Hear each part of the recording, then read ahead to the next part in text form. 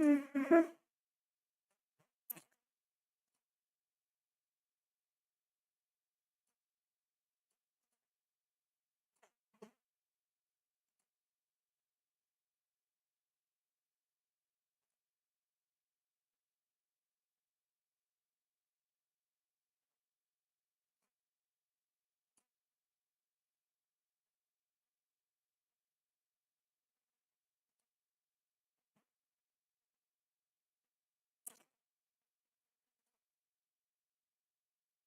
Instantly into ads, huh? That's funny.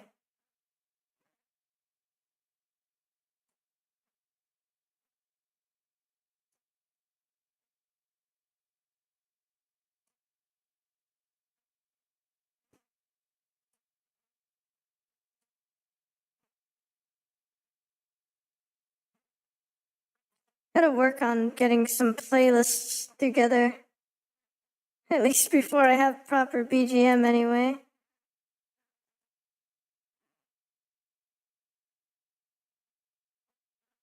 Mm-hmm.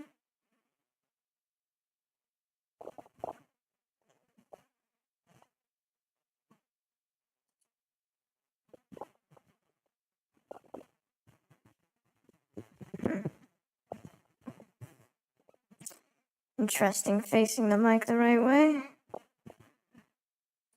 Hang on. Da da da da da da da. Good enough, I guess. Alright.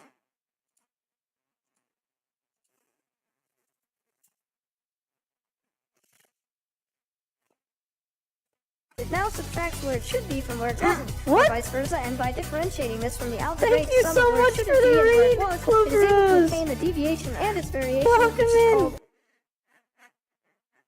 How are you? What were you doing? Oh, let me shout you out. Oh my goodness. I didn't expect that like immediately after I started streaming.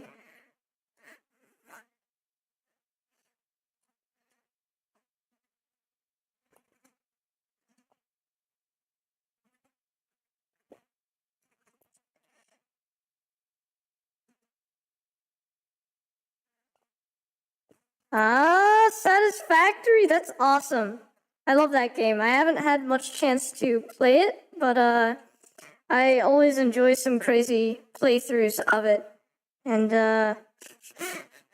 it's really interesting the complexity of machinery that you can get going there.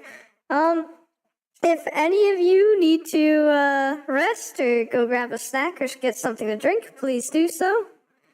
And it's great to have you here. I'm just, well, this is just a bit of chat whilst at the same time I, uh-oh. Oh.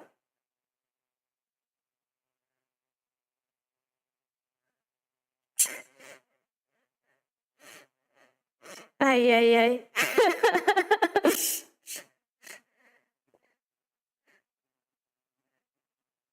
How can you get a...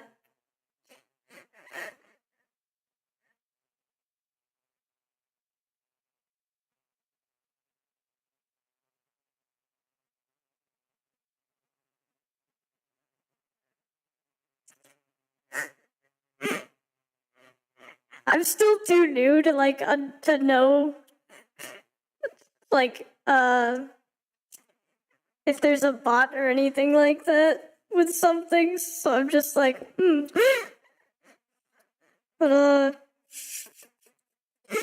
my goodness.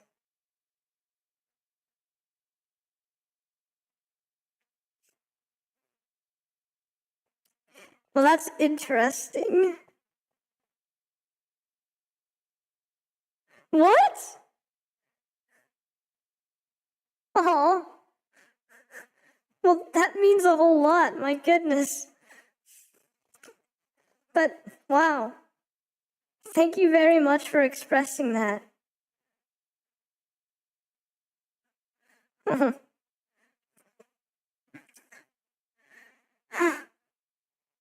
Wait, what?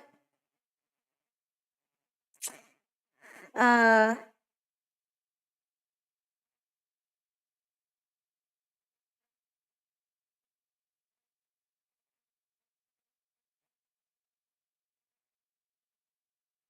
yeah,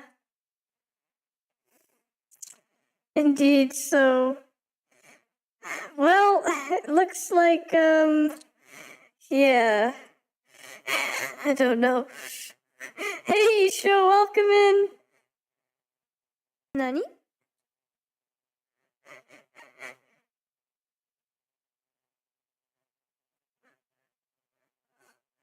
That's insanely fast.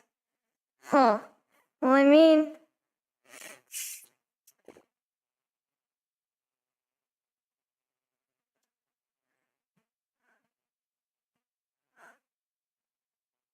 mm-hmm.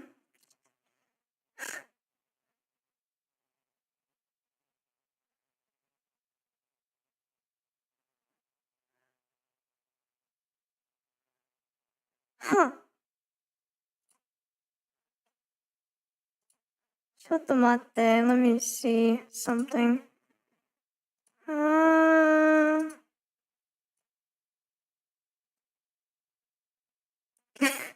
Right, could it be you? Well, if you're not a bot, those are very precious messages. But honestly, I do not know. My goodness. Also, thanks for all those emoji uses, Isho. Well, this is already starting off interesting. I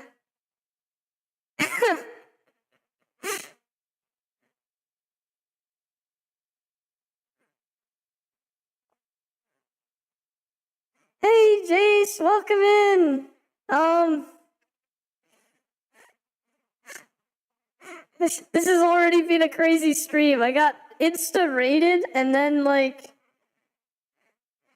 a situation where I'm like, I don't know if this is a bot happened. If it's not a bot, they're incredibly fast and well thought out. But also, yeah, precious messages if they're not a bot. But I don't know. I. Honestly, this is a very eventful stream already. Interesting. But yeah. I do not know. If you're not a bot, thank you. But agreed. I feel pretty skeptical too. And AI is getting so insanely good at reacting these days, so honestly, I don't know. Yeah,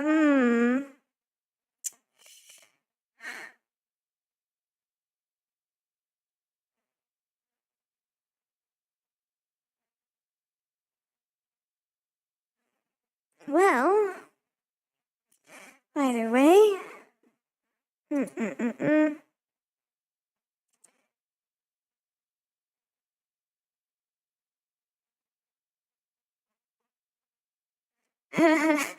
Yeah, well, you know what? Like, either way, I'm just gonna keep doing what I'm doing. So, like, if for non-bots that are indeed enjoying me doing what I'm doing, then that's wondrous. I'm glad. Thank you all for being here either way. Oh, hello, welcome in, Arun. How are you tonight? Some crazy stuff happening. That oh, well, that's good. I'm glad. Goodness, I don't even know what yeah, it is a wild ride. That's good.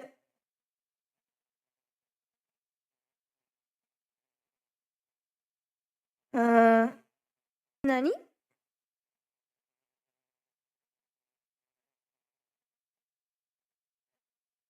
Pure sugar cake. Nani? What is that?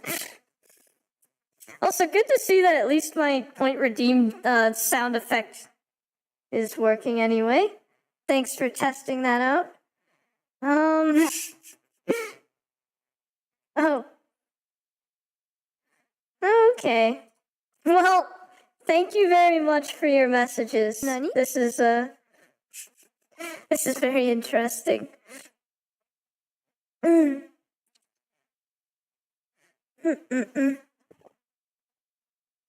Regardless, welcome in.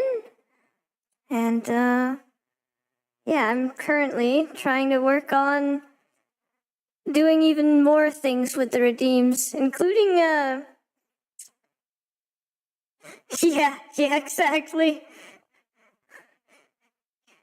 Either way, you know what, like, I'm not gonna be making any accusations. I'm just glad that all of you are here and finding some enjoyment in this. And, yeah, also, what do you mean, cracks open wallet? Don't be silly, take care of yourself. But, no, like, there's this Twitch integrated throwing system, and I think I would like to use that too. No worries, Clover. Thank you so much for dropping in the first place. And, I hope you get some yeah. Oh, I know that feeling. I absolutely know that feeling. So, definitely, get some good sleep. Thank you. Oh, interesting.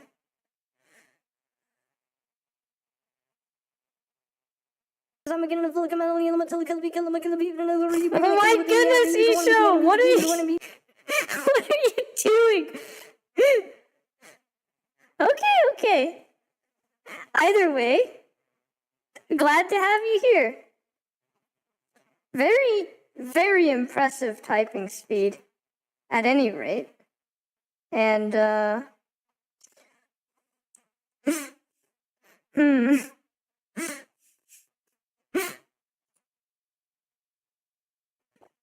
But I have met people that type insanely quickly. I'm only at about 110 words per minute myself, but I have seen people that are like 200 words per minute, and there's also always the possibility of like when you want to say something but you're responding to something that was said, you copy your current message, delete it, and then reply before pasting back. And so I mean, even I've done that before, so that's always a thing too. That's why I really don't like accusing. It's either way. Yeah. Intriguing. Yeah, definitely well done. I'm sorry that if your skills confused us.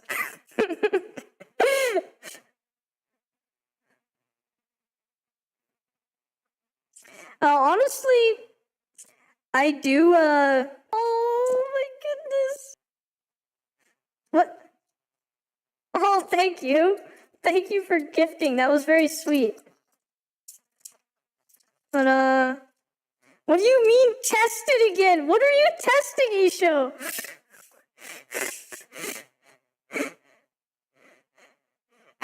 Are you just testing stuff to spend more money?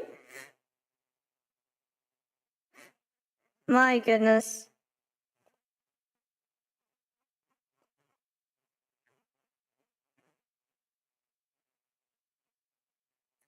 But, don't test my limit. Did you not hear that, like, I want you to take care of yourself? My goodness. Thank you so much, but, please. But anyway, about what you said about harmony, I do agree with that, and I actually have quite a bit to say about that, but I think it's best to leave things like that for the video essay, because I get into, there's a lot of detail to go into regarding that, and obviously AI is an incredibly sensitive topic these days. But either way. Oh, thank you. I'm glad that you think so. Either way. What do you mean false on deaf ears? Interesting. Yeah, there's a lot of interesting stuff to get into with that. And I mean, it has, again, I feel like my consciousness essay will cover at least some of this discussion, but there's probably gonna have to be another video essay that will go deeper into more specifically regarding the integration of systems like that. But yeah, because again, like, just to sort of briefly make a point,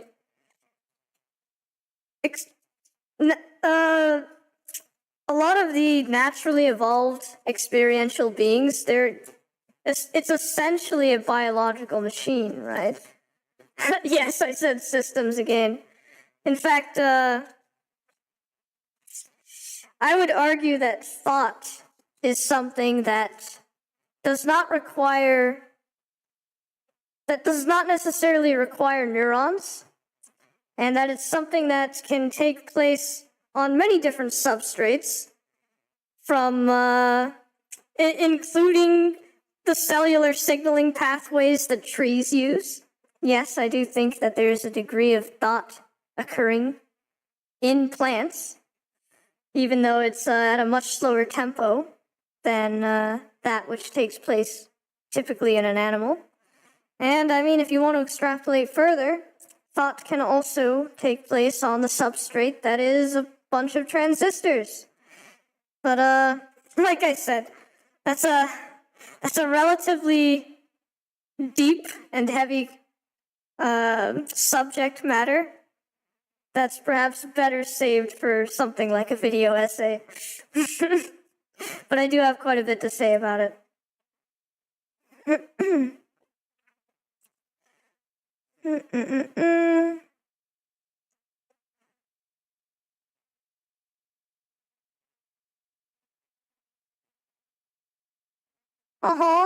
Thank you very much, Alpha. I hope that you have wonderful work.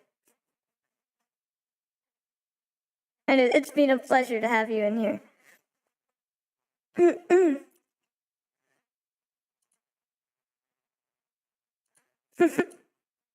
Ganbatte!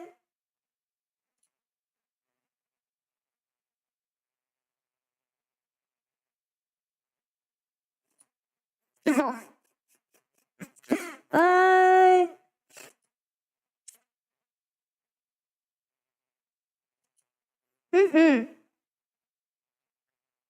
Yeah, no, there's in fact, I think in one of my previous streams, I already mentioned the fact that... Oh my goodness, Isha, what are you doing? Why are you donating so much? Please! My goodness. Anyway, what the heck are you trying to do exactly? What didn't work? Anyway, what was I gonna say? Yes, in one of my previous streams, I actually covered the fact that there is a degree of signaling pathways that even influence the brain when it comes to your gut microbiome. So, yes, even bacteria, even good bacteria in your gut are a substrate upon which thought can exist. So it's, at least what I would consider thought. There's a lot of things that have to be somewhat redefined and sort of umbrellarized, I suppose you could say, because I think I mentioned before that, a a lot of these terms that we find a lot of confusion with, saying like, oh, we don't have a technical definition for this and we'll never... No, most of that is just because, again, they're failing to realize that it's an umbrella terminology that encompasses a lot of different things that sort of occupy a spectrum that that umbrella terminology describes. And in things like consciousness and love, those are also things that need to be properly umbrellarized because of that. And in this particular case, thought or cognition needs to undergo a certain degree of umbrellerization in order to, what I would consider, elucidate deeper truths about how all of this fits in to everyone's place in the universe. So it's definitely an interesting subject that needs to be approached with an appropriate amount of delicacy and consideration. And that's exactly why I can't wait to finally finish the relevant video essay for that. What's going on with that? What the? You added like a... Huh. You're able to add sort of like a flare to the emote? Very interesting.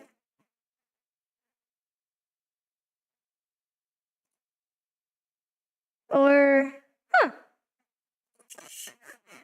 Yeah, please be patient. I'm ancient. I do not understand all of how Twitch works. But that's some interesting stuff that you're messing with there.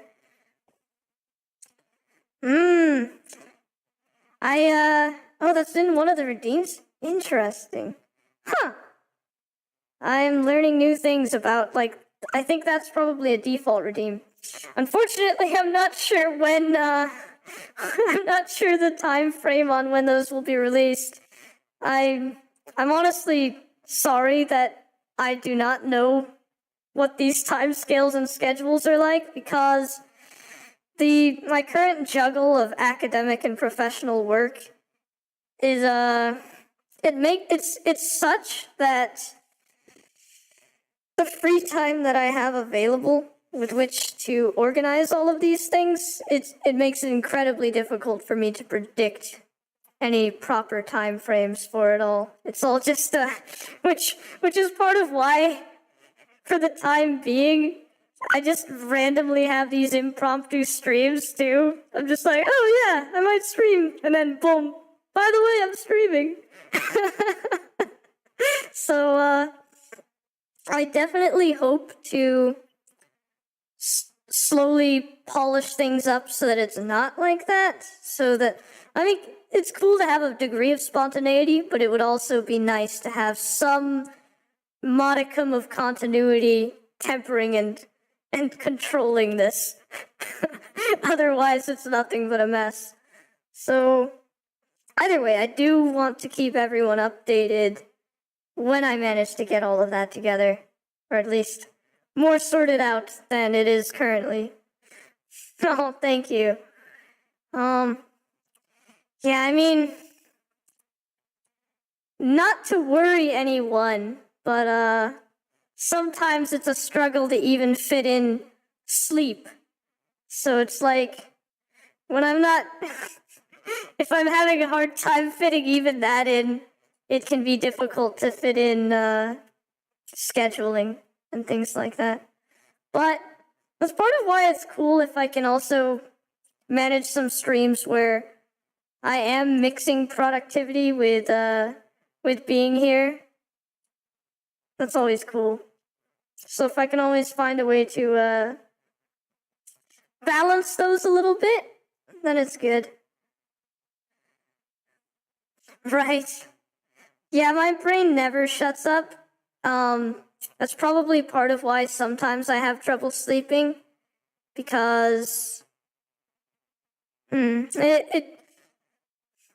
I also feel like, so you know the night owl type of circadian rhythm, where instead of like being most active at some point in the morning, it seems that my brain actually continually picks up speed the later and later it gets. in the day.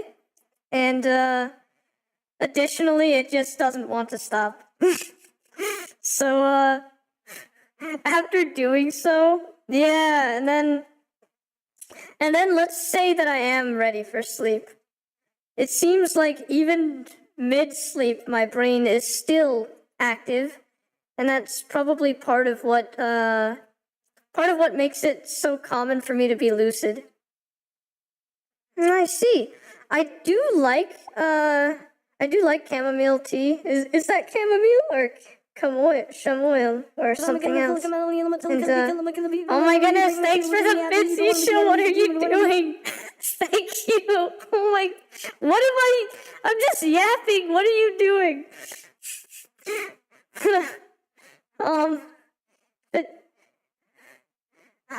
Okay, thank you. Please. Oh my goodness. Holy show. Thank you so much. But yes, please, oh my god. What do you mean? Take your money.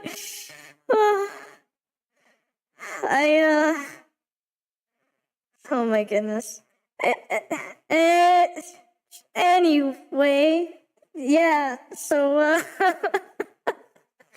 thank you so much. It really means a lot. Yeah,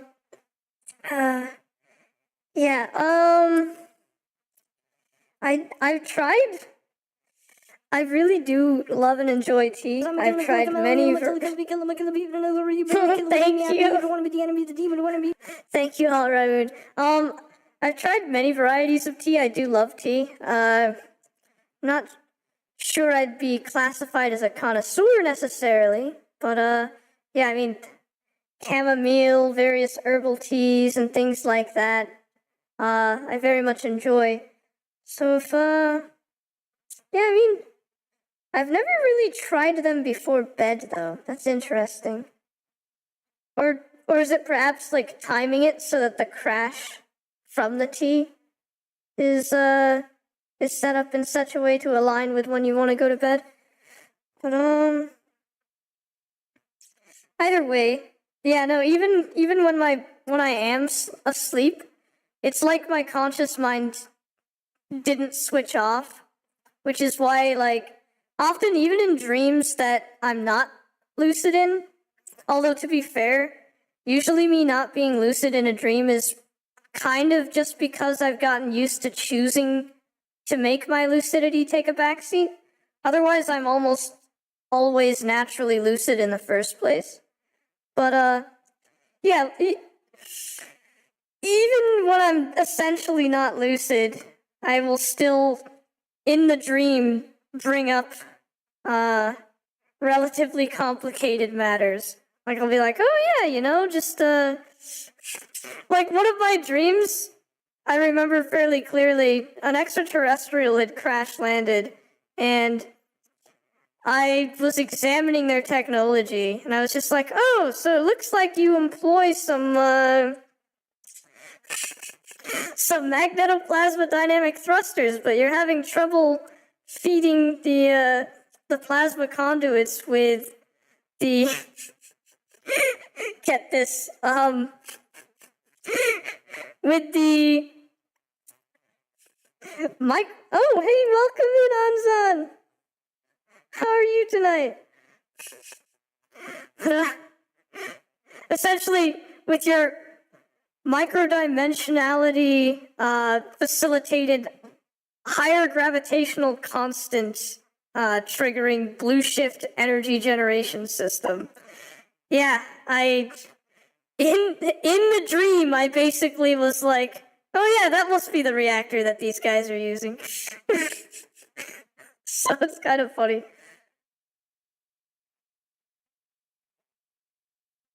I see. I guess that's true, Midtown, but, I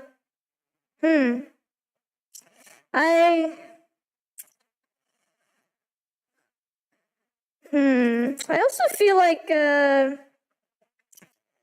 tend not to have issues with having to wake up to use the washroom, which is interesting. However, I do get woken up incredibly easily. Like, if you so much as whisper my name, if you whisper my name, I'll probably wake up. That's kind of how crazy it is. But, chamomile, peppermint. I see. Interesting. Well, that makes sense. Tea can have soothing effects after all.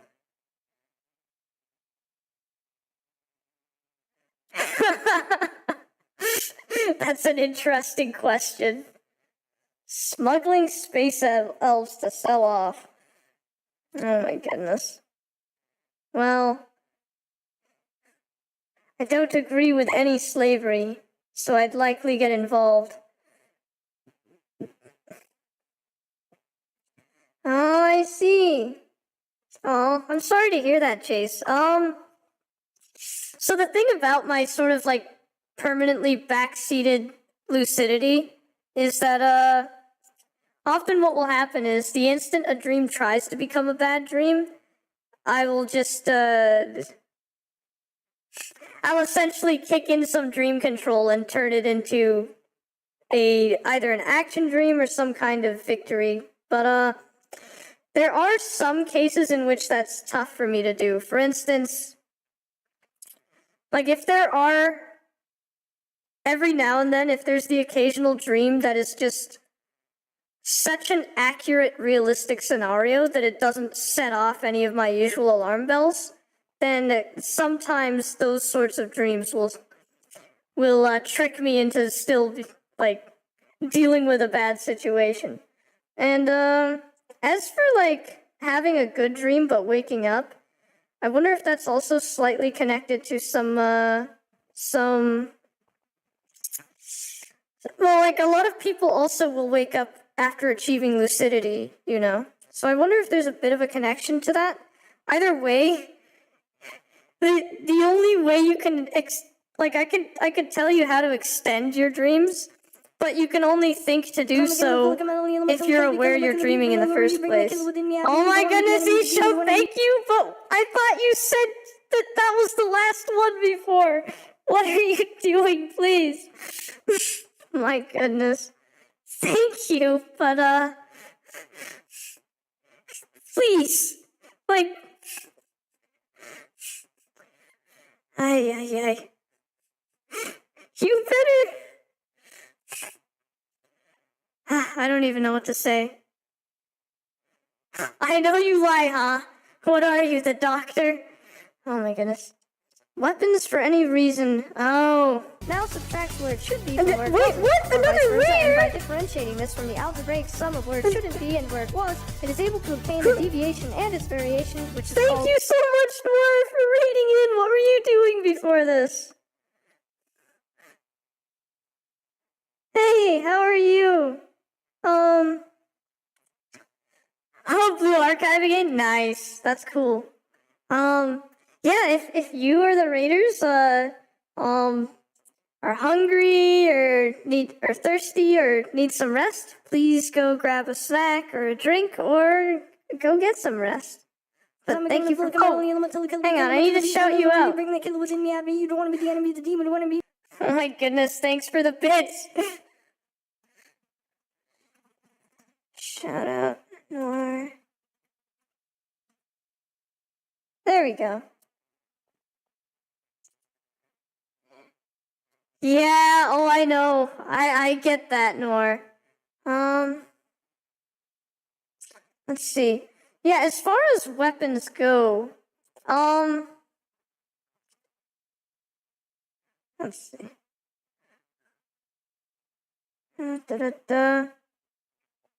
So, intriguingly enough, even when there were times of peace, essentially they held on to some modicum of weaponry, mostly in terms of, like, in a worst case scenario where they would have to use it for self-defense, but also for things like taking out threats such as asteroids and things like that. So the line between weaponry and tool probably gets a little blurred that way. Like, is it a weapon if you're blasting an asteroid that would destroy you out of the way? Yeah. But, so that definitely existed. And, exactly. Kind of like, is it a weapon or is it a shovel? That sort of situation. But, the other thing that wasn't necessarily so good. So you notice how I mentioned it was a period of peace. Yay! Please do get a drink. Unfortunately, certain traits of, certain egotistical traits are not something that only humans possess, you know? They're something that can be relatively common amongst highly evolved species. And, I mean, the fact that my species essentially had always been at the top when it comes to the predator food chain, I feel like quite possibly there was even a higher proclivity toward egotism than with humanity. Because at least with humanity, before they got technological enough, right, there were always things like saber-toothed tigers that were still a threat to them. But, with us, it's possible that a certain amount of complacency had set in. But, right, yeah, that makes sense. But, essentially, to give a very brief summary, but you'll know more about this during my debut stream where there's a little bit of a background given for it.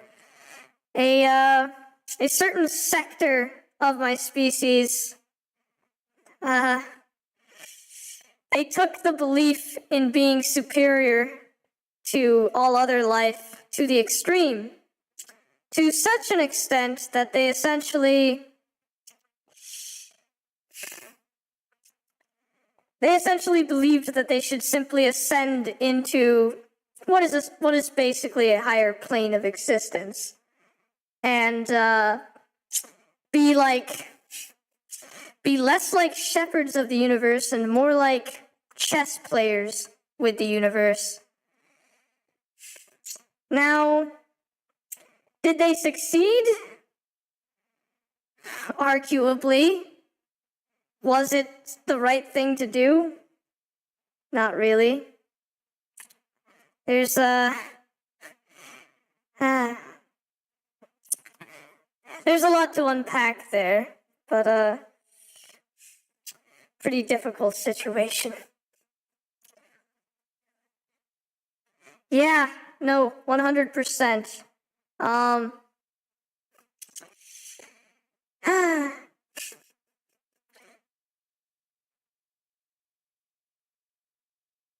Yeah.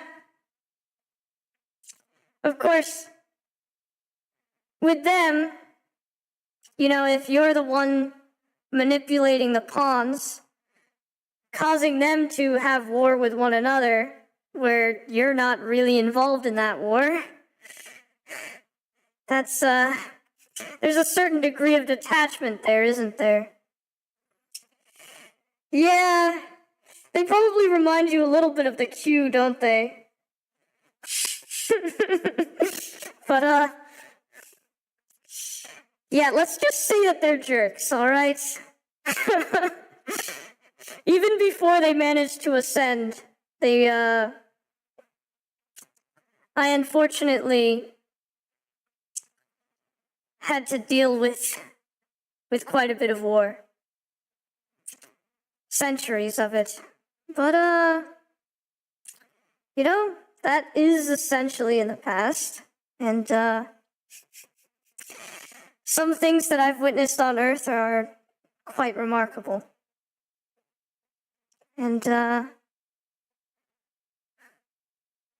whilst it's true that humanity can share a lot of the negative aspects of some of the members of my species, there are also some absolutely wondrous traits that humanity has displayed. So, in the end, all of that is something to cherish for sure.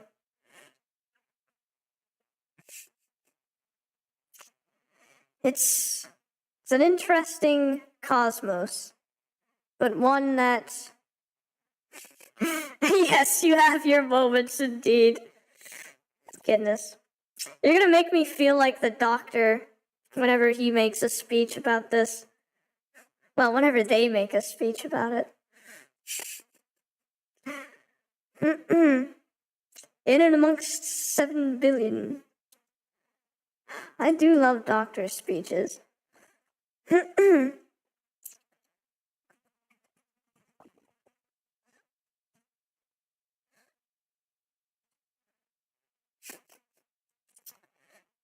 That reminds me that sometime I would love to cover some of the speeches that the Doctor has made, like the Zygon Moore speech, for example. In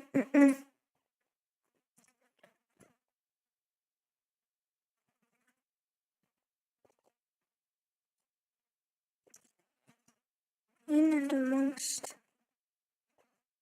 7 billion.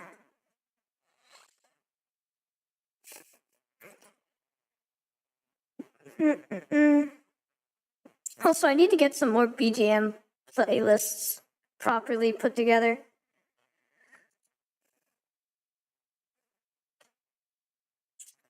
Let's see, where was I with this though? Dun dun dun dun.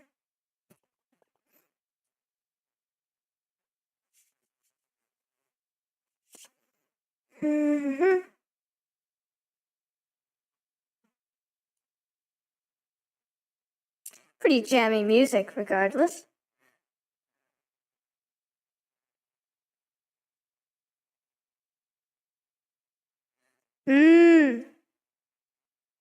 Yeah. No, that's true. Plus, I liked the Reed Richards in the first Fantastic Four films. Obviously, the Reed Richards that took place in Multiverse of Madness was kind of lacking in areas that they're not supposed to be lacking in.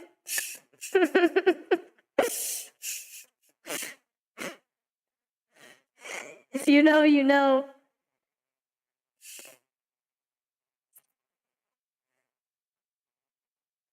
Let's see.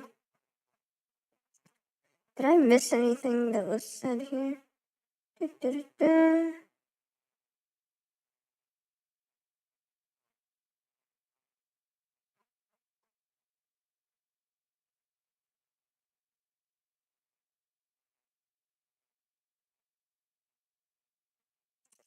Yeah, blue spaghetti. I mean,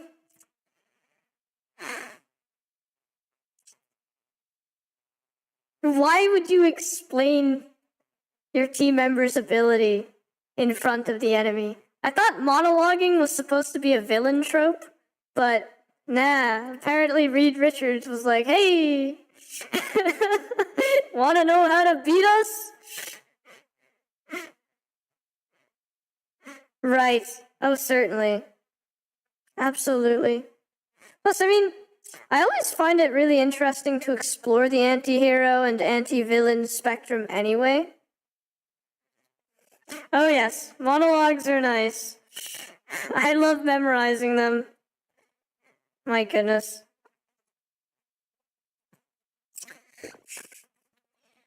I think I still remember most of Agent Smith's from The Matrix, actually. If anyone would be interested in hearing my renditions of some of those, I could probably try that.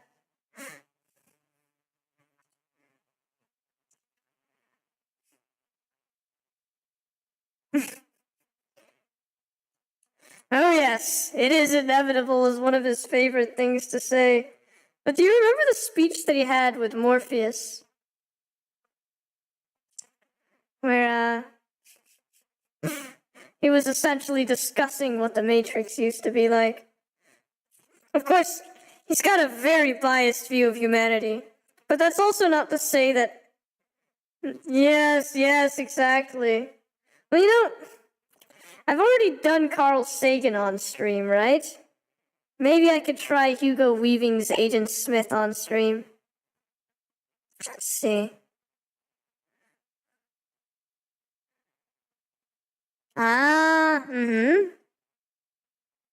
Interesting.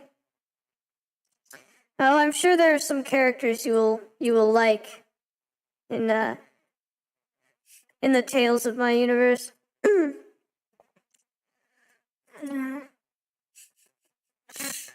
Interesting.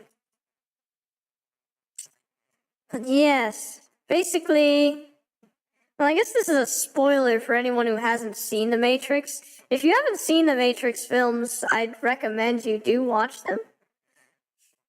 Right. Goodness, posting roses everywhere reminds me of Tuxedo Mask, actually.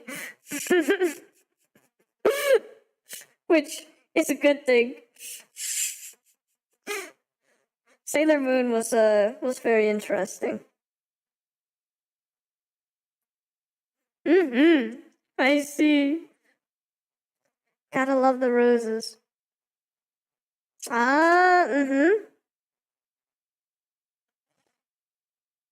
Yeah.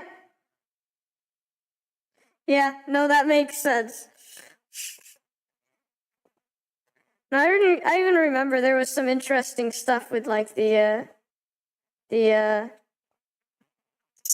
what was it? The Batman Who Laughs, I think? Yeah. Oh. Yeah, were you able to go back and watch them now anyway? Oh.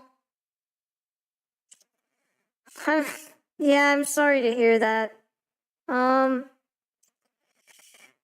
I don't think you're alone with that. Like, I think there were actually a lot of people even that, for example, didn't want to admit to liking things like Powerpuff Girls and whatnot.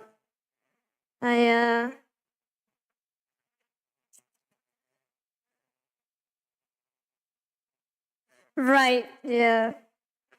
No, I think I remember encountering quite a few people that had some troubles admitting things that they watched due to some silly societal standards on things like that. Again, systemic issues. But, I mean, the more of us that are just simply understanding and open, the less of that kind of thing happens. Oh, really? Okay, then I mean, you might as well hear my rendition of it and then rate it if you wish.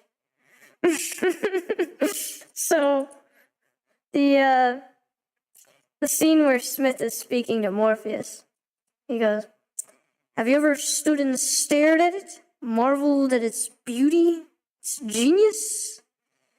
Billions of people just living out their lives, oblivious.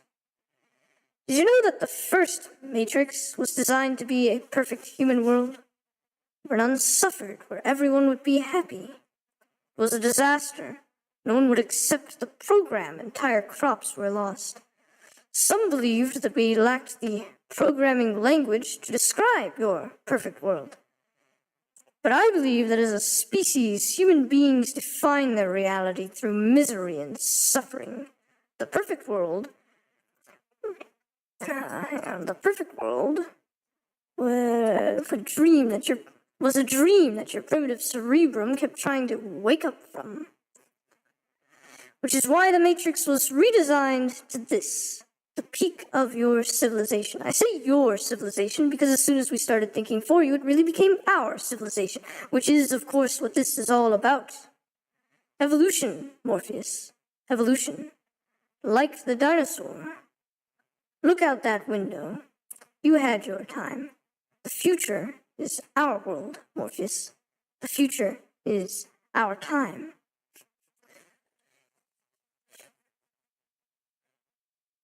Oh, jeez.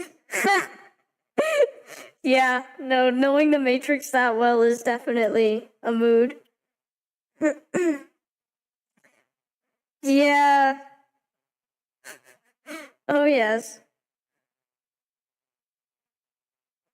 After the Terminator future was prevented. That's an interesting way to look at it. And, afterward, I'd like to share a revolution. No, I'd like to share a revelation during my time here. Yeah, you see, I know this well enough to know that this wasn't written properly.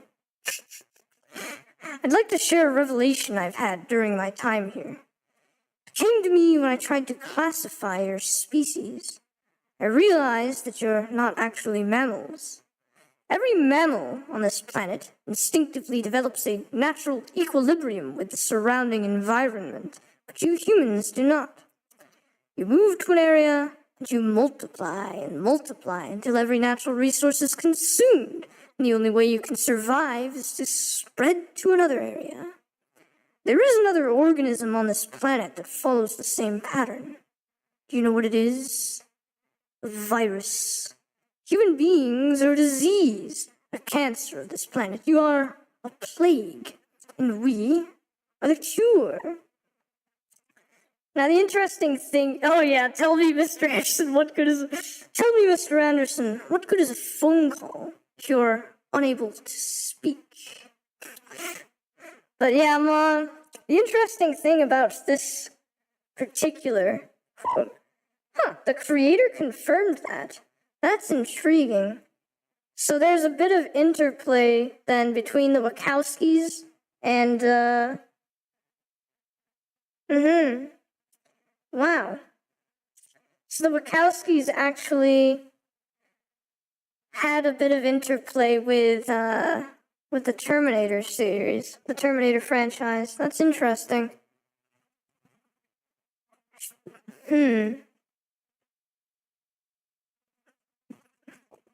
Well, I'll have to look into that. I didn't really read up on that. That's interesting.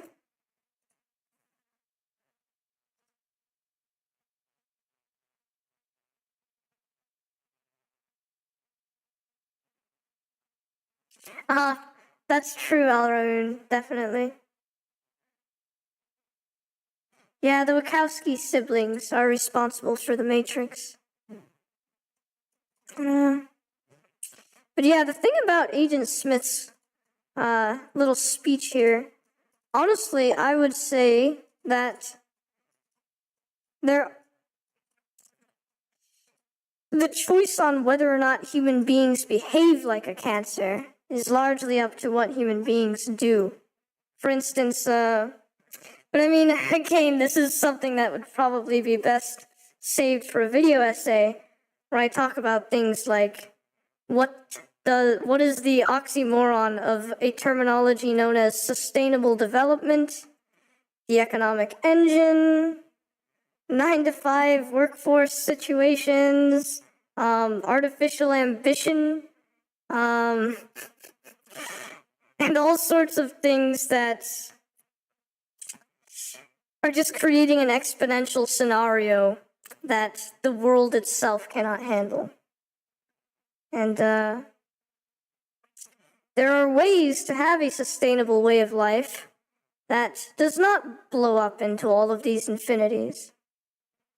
But that's a lot to unpack. Right.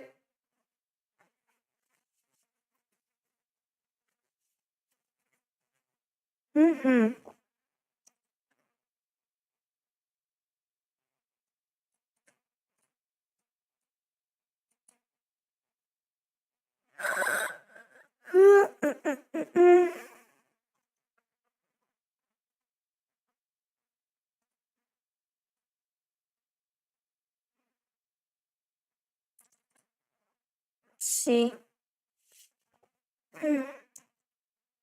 Where was I with this thing? Oh yeah, I want to try to make different versions of this. Let's see.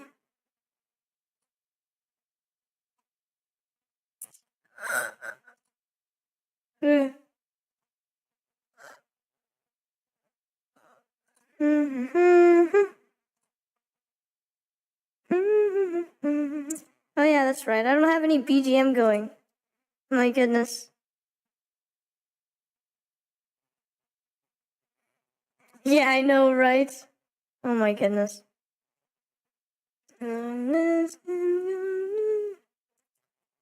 Ah, goodness, Simple Gears transformations. Yes, I do still have some tabs of those up. Oops.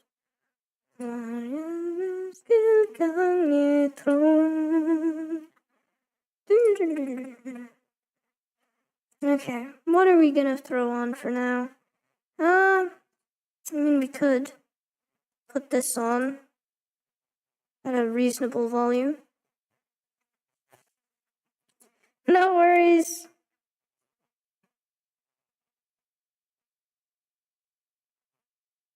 Is that a good volume? Chotomatte. Yeah, that seems fine. Chill vibes time.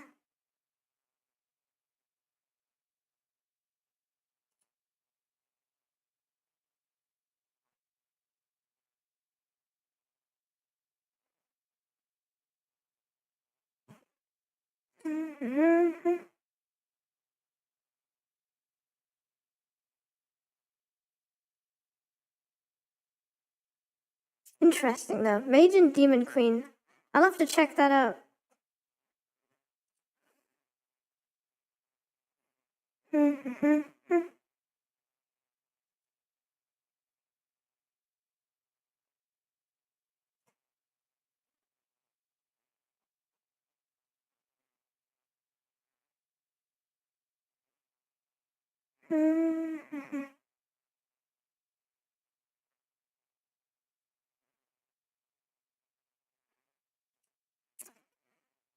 Okay, where's the badge thing?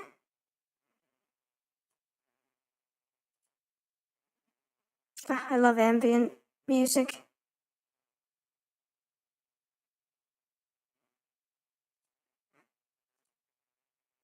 If any of you have ever watched PBS Space Time on YouTube, I always enjoy the soundtrack that they use. It's always quite, it just hits the perfect sort of ambient synthwave, around that territory, you know, with a dose of some, perhaps,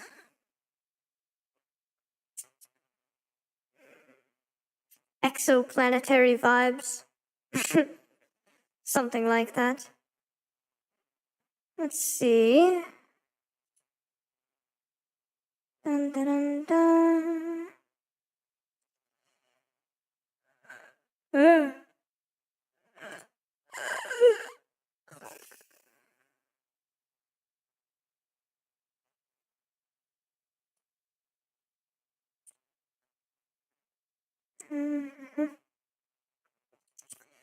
I think I go into this one.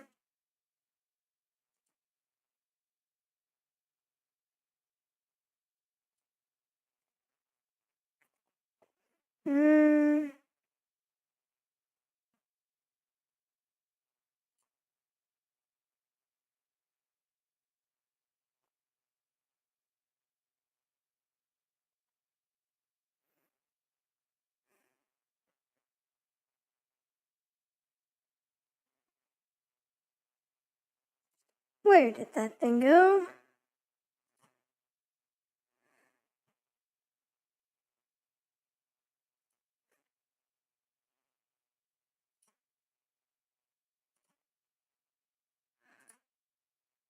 Moderation.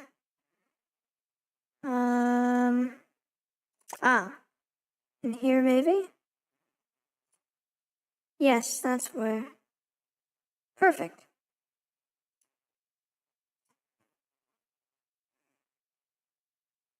Oh, apologies in advance for anyone who's going to have to battle a little bit with the ads.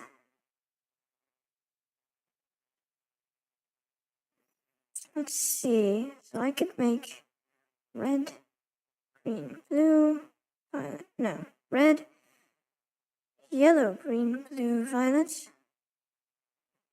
What the heck is that? Oh, I get it. I can't put anything there until then.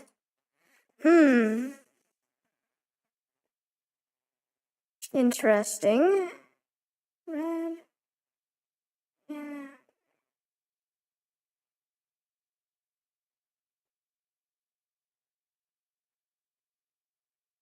Well, I'll decide what to throw there afterward. I see. No, that could be quite fun. You know what's interesting too? Like, yeah,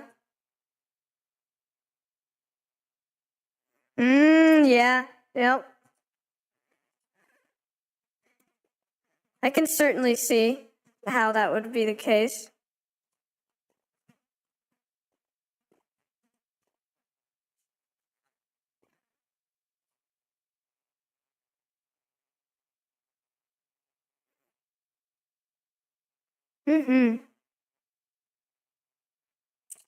Yeah, Symphogear is intriguing, you know. So like, a lot of people, even people that enjoy it, have tried to rag on it for what is considered a quote silly premise. That's essentially because, you know, they're like, why is singing what gives them power? Like, it's such a silly idea, etc. And they think that it's a weirdly convoluted magic system to allow that to happen. But, you know, funnily enough, it makes perfect sense under the context of how my universe works. Because an extreme factor that goes into how one utilizes consciousness to liberate the vacuum energy has to do with the force of that consciousness. And the force of that consciousness has to do with a lot of things like the sheer amount of emotion and force of will behind something. Exactly, yes. So, and that ties directly into a lot of how that can work in my universe. Because, well, it's the same reason that spells with a name, especially spells with a very information-dense name, like if you have a form of multi-tiered poetry that makes up a spell in my universe, that ties into essentially allocating a greater degree of consciousness to that particular cast, and therefore allows you to liberate a greater amount of energy from the vacuum. So,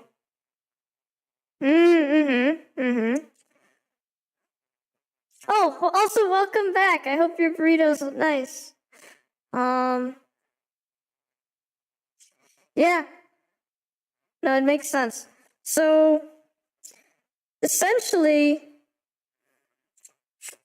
goodness, if I really wanted to get into this, I'd have to show you all a bit of a spoiler on how the how the particular negentropic consciousness networks and nested Matryoshka systems factor into how spellcasting works in my universe.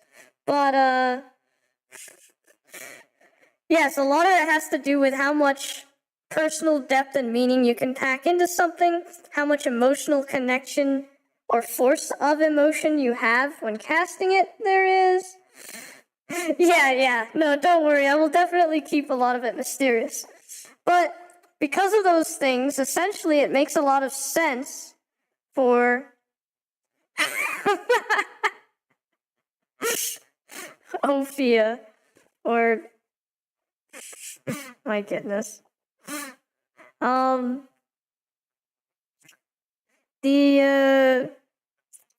The the way that a song could work for that is, I mean, think about it. How many of you have ever had it so that when you sing along to something that is particularly emotional to you, you're more likely to cry than if you simply listen to it? And if you've ever experienced something like that, then you know just how deeply singing can really tap into your emotions. And so, if there are means of strengthening your emotions, then that is already something that will amplify the amount of energy that you can draw out of the vacuum in my universe. Yeah, exactly. So, if you feel incredibly emotionally connected to what you're singing, it just makes perfect sense, honestly. Right. Yeah, so it's honestly not silly at all. It's just perhaps people aren't contextualizing it in a perspective that makes sense to them.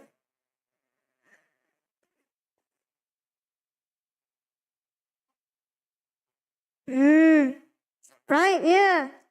No, and that makes sense too.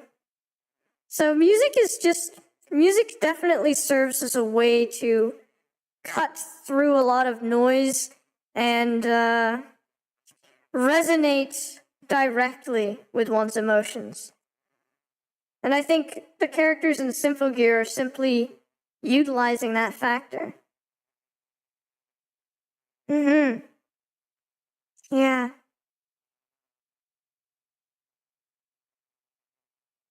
Yeah, no, that's very true.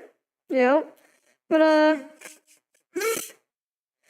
one of the things that I love about how Symphogear does it is the singing during combat leads to these beautiful situations in which, like, let's say they're doing something strenuous, and you hear that in the delivery. Oh, thank you. I will drink some water. Also, welcome in, Masako. I don't think I saw you in here earlier. How are you? But,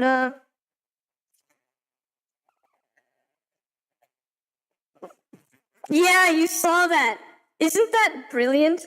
I love the change in inflection and delivery mid-song. It's so, and it's something that you just don't see in an anime that would not combine music and combat. So I love that. I'm doing good too, thank you. Good to know that you're good. So yeah, no, I really, Symphogear's great for that. Ah, no, that's also a cool one. There are so many good magical girl to get into. Like, well, I mean, have you already seen Madoka Magica, which, to be fair, was sort of a deconstruction of the genre, but it did so in a very good way. And funnily enough, it kind of started a trend of like further gritty magical girl deconstructions. I know, right? Hibiki has an absolute wind drip, I'm just gonna say, especially in XV. Like, there were some times where she had like the dual-tailed scarf thing, which that's also a cool look. But like, no, I love her look in XV. I think it's perfected. And the way that her transformation sequence, like she grabbed like the front part of the scarf and pulled it down. No, everything about that sequence is perfect, in my opinion. It's just too good. You know what, Chase? That's fair. Maybe hold off on Madoka till you watch a bit of Sailor Moon or Pretty Cure. And then maybe jump into Madoka. But Madoka's so interesting, right? Because it is one of the best, in my opinion. And it's also an intriguing deconstruction, one of the first proper deconstructions of the genre. And it led to a sort of a beautiful spectrumization of the magical girl genre. What? Or vice Who's versa, and by rating me? differentiating Also, this from why the is my algebraic bot sum of not words telling should me be and I word got was, rated? It is able to obtain the deviation Shut and up. its variation, which is called. Wait, what? Thank you, Endo. Welcome in. Hang on. Chotto matte. How are you? I saw some of your Subnautica gameplay. Did you have a lot of fun? Let me shout you out.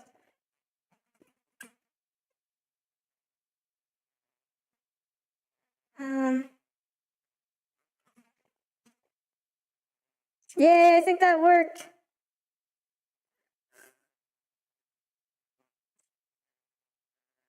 Yes, hello, how are you? Also, Raiders, if you're hungry or thirsty or need some rest, please do go grab a snack, a drink, or get some rest.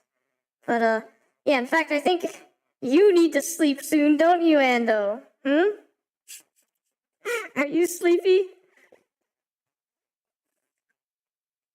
But thank you so much for coming in. What do you mean, nuh-uh? My goodness.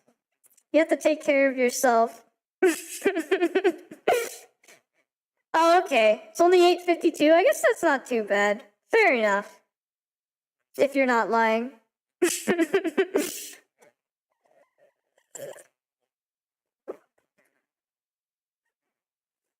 Nani? Okay, yes, I'll take a sip, thank you. Haven't watched Gurren Lagann yet? Yeah, you know what? Okay, automatically put that immediately in your list. Have you already seen Evangelion, Chase?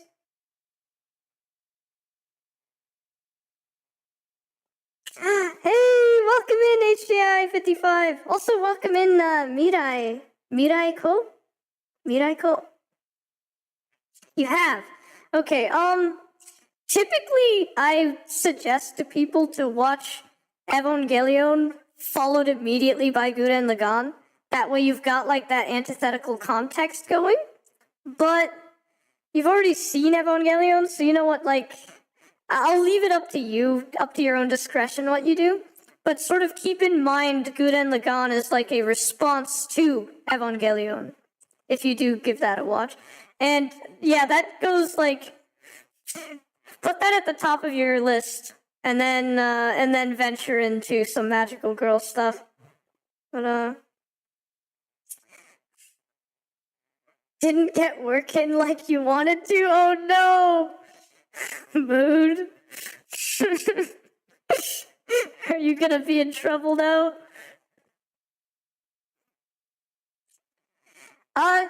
I had a lot of work to do, Ando, but now I'm actually just working on stuff for my streaming, so that's good. Ooh, get a robo! Oh my goodness!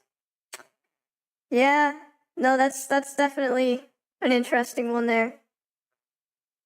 Oh no, future you's gonna be mad at you. Well, you know what? Never too late to start taking care of or attending to what you must attend to. So, yeah, I mean, best of luck and ganbatte with that. But, either way,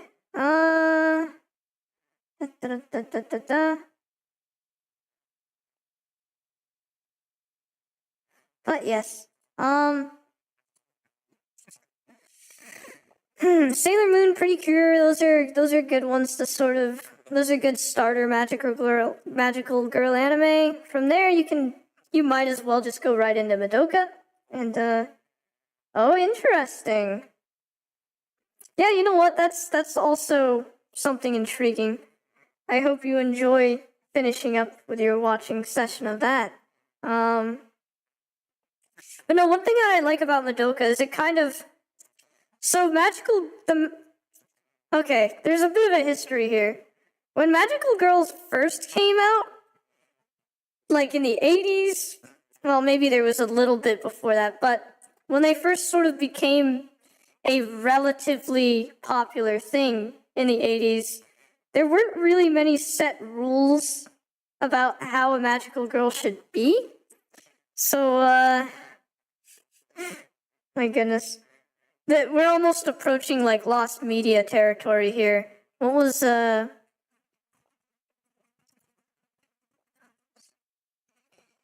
what was this one? What was it called? I just like drawing mental blanks.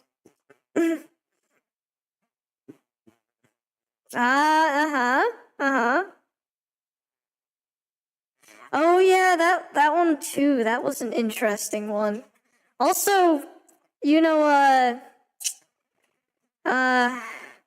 what is it? Minky Momo? Have you heard about Minky Momo yet? And like the curse of Minky Momo, Chase? Like the actual real life curse of Minky Momo.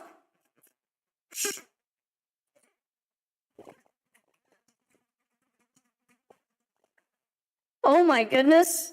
This is an interesting tale for you. I don't know if you want any of it spoiled, but there's some interesting stuff that so imagine show cancellations and disgruntled, underpaid artists that and story writers that under such a cancellation wrote in something somewhat questionable message-wise to sort of get back at the corpos.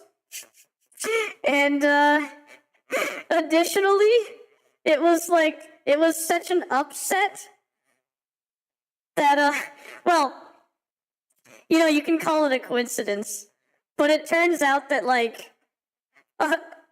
as this happened, a big earthquake struck Japan. So it's as if like the rage crossed over from the series into reality and induced an earthquake, and it's known as the curse of Minky Momo. And later on, something similar happened after like this interesting sort of revival of the series. Yeah. Oh, it's wild. And another earthquake struck. So it's like, huh. So you need to add Minky Momo to your list. It is one of the pioneers of the magical girl genre, and you need to look into the Minky Momo curse thing because it is absolutely fascinating. Oh, Astro Boy is so good. Oh my goodness. You don't even know. I've seen the original Astro Boy, at least what exists of it. Sadly, it's a bit of a lost media thing too. I've watched what I've gotten a hold of, as well as the 80s remake, as well as there was another remake, and the movie Made in the West. That honestly was pretty decent. I haven't seen Pluto yet. I do want to see that. It looks so good. I want to give that a watch. I know, right? She is cute. And it's honestly, it's a cute series. It's so great. The ending hit everyone. I'm not gonna spoil, but like, the ending of Minky Momo hit everyone like a truck. If you know, you know. Yes, indeed. Oh, I know. It's so precious. Yes.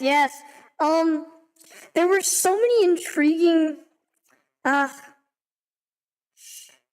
you know how they idolize, what is it? Zatsu?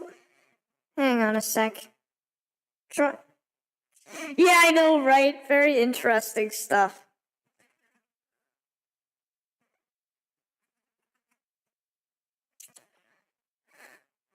Yeah. Yeah, Tezuka, that's right. They idolize Tezuka a lot. Well, I mean, why wouldn't you? Because they were quite the pioneer. There's a lot of interesting stuff that was done back then in that like 60s era of anime, including things like reusing cast. So like you've got a cast of characters that you as a mangaka sort of put into multiple universes, and I kind of love that. So like you'll see the same characters but just in another totally separate manga and a totally separate universe, but they're also in that universe too. It's something very cool that I don't see happening much, if at all, anymore in modern fictional material. So, yeah. Oh, yeah, I know. You know.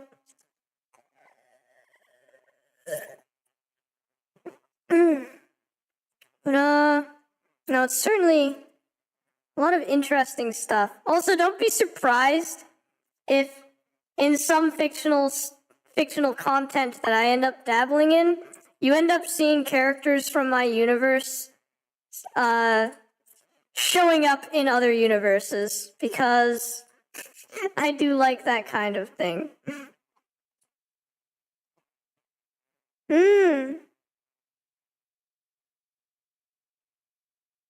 Right. No, that's awesome. I love that. But yeah, also I feel like a lot of people have forgotten that there was an Astro Boy film produced in the West. And of all people, Nicolas Cage played the father. But it was actually a decent film with quite a bit of heart that I feel has gone largely underappreciated. Yeah, Mickey Momo's intriguing. Yes, watch that film. Give it a watch. I still rate Speed Racer 2008 as my absolute favorite film of all time. But no, Astro Boy was good.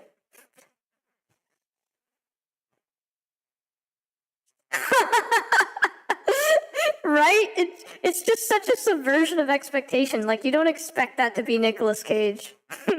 So you just don't see it that way. Yes, Ultraman. Very inspiring. Oh, man. Yes, I am so glad you agree that Speed Racer was so good. This is coming from, mind you, I am someone who has enjoyed movies of all eras, even back to like silent films, Charlie Chaplin, black and white films, to today, to modern MCU stuff, etc. Yet, amongst all of the wondrous films that I have ever witnessed, Speed Racer 2008 is my favorite. So that's kind of saying something, because I mean, Back to the Future, that's also a wonderful movie. Iron Giant is also excellent. Treasure Planet's great.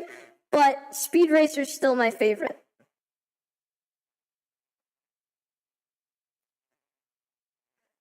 I see. Yeah. Oh, I know, Iron Giant. Oh my goodness. 100%.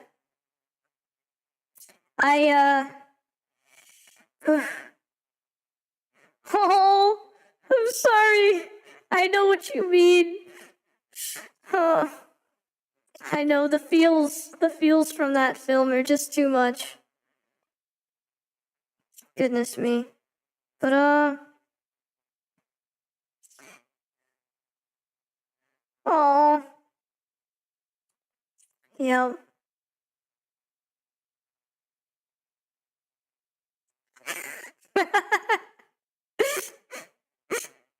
That's so true.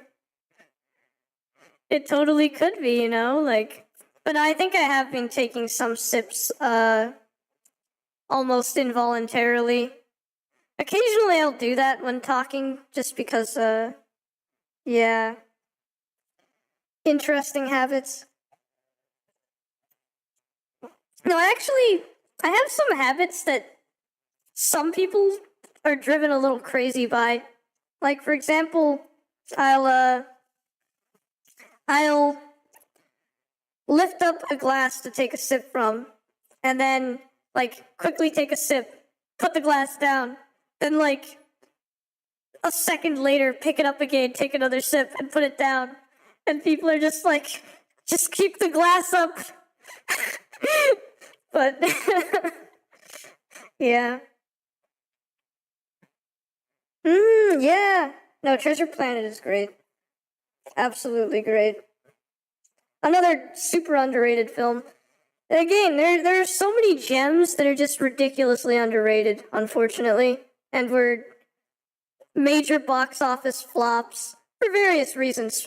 Treasure Planet specifically, not to be a conspiracy theorist or anything, but like Disney kind of shot its own movie down. It almost deliberately sabotaged its own film in a way because they wanted to move away from 2D completely and didn't like this mix mash of 2D and 3D that made such a beautiful film. They also, yeah, I don't really want to get into that, but it's a bit of a long story. Welcome back, Ando. Why would you apologize? I'm glad that you got some chips. That's fun. Ooh, hydrogen atoms and an oxygen atom. H2O. Ooh, barbecue's great. Yeah, exactly. You know what we're talking about, Anzan. Yeah, very unfortunate. In my opinion, that's another example of corpos ruining art. Shogunai. Oh, the BGM. Wait, can you hear the BGM actually? Have you been able to hear the BGM this whole time? I forgot to, like, verify that that's working. If you haven't, I don't know what to say. Oh my goodness. Here's me thinking that BGM was playing the whole time. I'm gonna rewind this part of the BGM. Oh my goodness.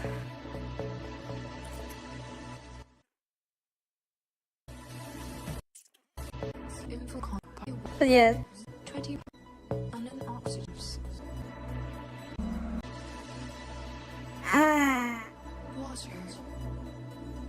But yes, this BGM is what got me talking about hydrogen and oxygen.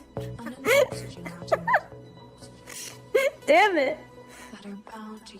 This is too scuffed. Ay, ay, ay. So I guess I was yapping without BGM for a long time. Hey, welcome in, Inochi. How are you? In a 100-year period, a water molecule spends 98 years in the ocean. Yes, most of us are made largely 2 weeks in of lakes that. and rivers, and less than a week in the atmosphere. Hang on a sec.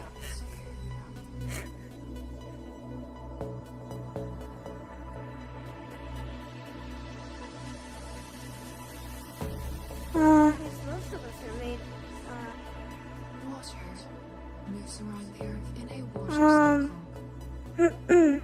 The water cycle has 5 parts: evaporation, condensation, precipitation, infiltration, and surface runoff. How are you today, Inochi?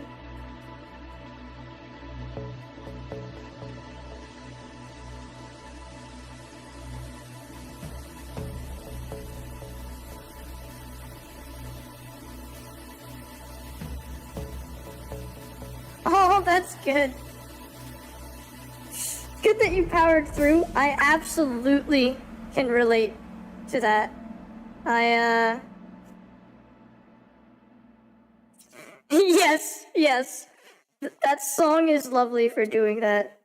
But no, I get that feeling. I'm doing pretty good so far. I managed to get a lot of the work that that I had to rush for a deadline done today. So I decided I would just sort of chill and stream whilst I try to work on some Twitch point redeem stuff and things like that. And before bed. So yeah, we're vibing here. A lot of raids have already happened somehow, but also welcome back, Arun. Oh wow. 2 hours and 15 minutes left. You got this. You've got this. Ganbatte.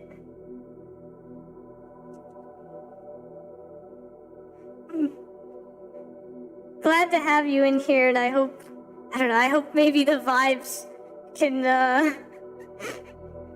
do at least something to, how to say, make your workday a little bit easier.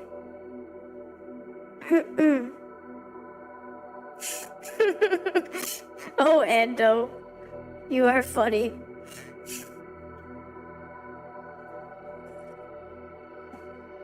You would enjoy being a bad influence, wouldn't you, Ando? So silly.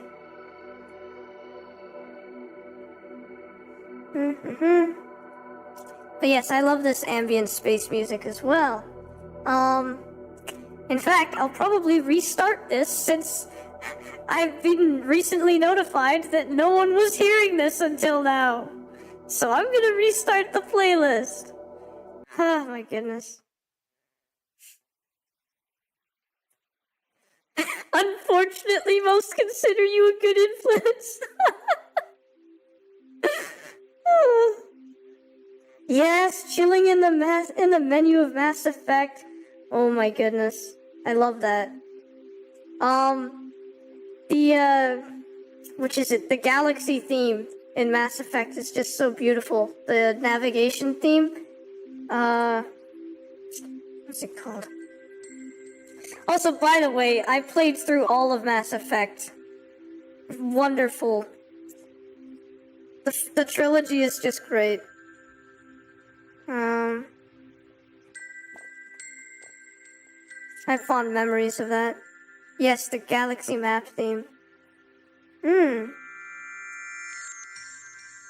Interesting. I'll have to check. Oh, you still have to finish 3? It's great. It's totally worth it. I'll have to check them out. Is their stuff royalty free by any chance?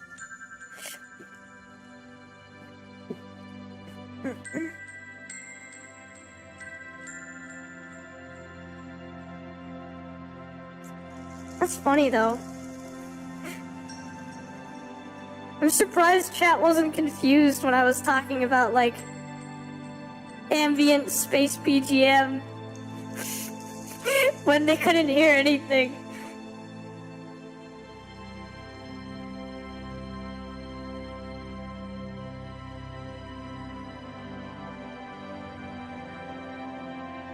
Oh, thank you so much for that.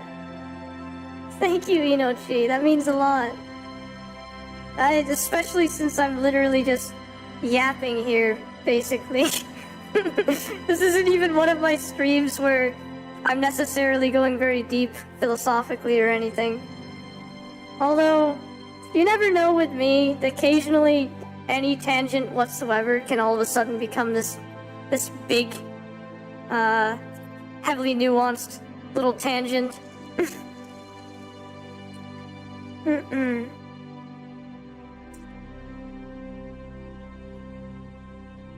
Oh, well, I'm glad that you enjoy the yapping.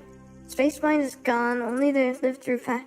Yeah, I'm really curious about how royalties work with a group that has essentially vanished. That is really intriguing. I will have to do some research into them. SWBF2 to get remastered.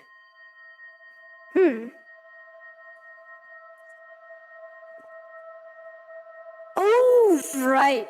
I'm so silly. How did I not recognize that? Yeah, remastered Battlefront 2 would be awesome. Oh, well, I'm glad that I can be one of the few people to talk about mechs and kaiju with. Goodness. I think you would,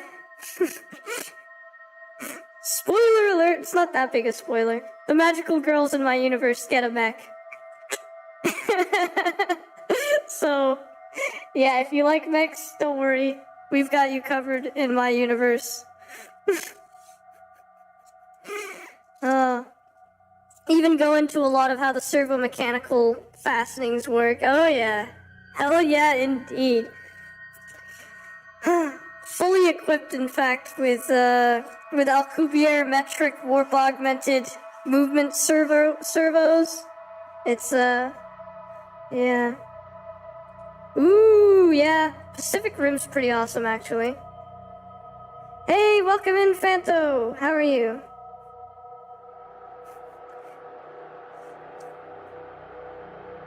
Ooh, Titanfall 2, let's go. Yes, you absolutely should. No, mechas are great. I like to partake of a lot of mecha medium. In fact, things like Code Geass, we already mentioned Evangelion and Gurren Lagann, Darling in the Franxx, let's see. Oh no, you're battling ads! Uh-oh. Apologies to everyone who has to battle ads. Yeah, you've got exactly, Ando. Thanks to a gifted sub, you have subscriber shields. Let's go. Yay, I'm glad that you love Code Geass. Fascinating anime. In my opinion, Code Geass is the closest thing I've seen yet to, like, a modern mecha space opera Shakespearean tragedy, I guess is how I would describe Code Geass. Like, it's a Shakespearean tragedy that was, oh, you like the sub-badges of Black Hole? Thank you. Yeah. I'm glad that you see what I'm talking about. Like, Code Geass is something, for sure. Also, there was a certain time where I would put Zero's theme on replay. Yes, make sub-badges! I had so much fun adding transparency to the to that black hole, by the way, because if you did a simple select by color or whatever, you'd also get rid of the black in the middle. But you also have to take into consideration that you can't just return all the black in the middle, because you need to remember that there's a thing called a photon sphere around a black hole. And if you don't know what a photon sphere around a black hole is, that is essentially the specific radius at which light can enter a stable orbit. Like, literally just do loops around the black hole. So, no, it's very interesting. Orbits below the photon sphere decay and you end up falling into the black hole. Generally, unless you have, there are some very extreme comet-like trajectories that can make you pass in closer than the photon sphere before being ejected. Most of those are a lot more practical if you're dealing with a Kerr-type black hole with a high amount of relativistic rotational speed. But, and I mean, most of the time you're gonna be dealing with rotating black holes anyway, because what are the odds of you finding a completely non-rotating Schwarzschild metric black hole in reality? Not very high unless you artificially created it under very specific conditions.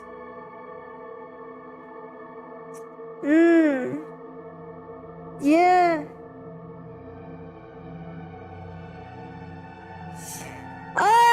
Kind of. It's very interesting how that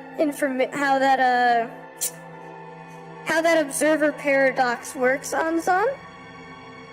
Yes, most celestial bodies are indeed rotating, Ando. Very astute of you.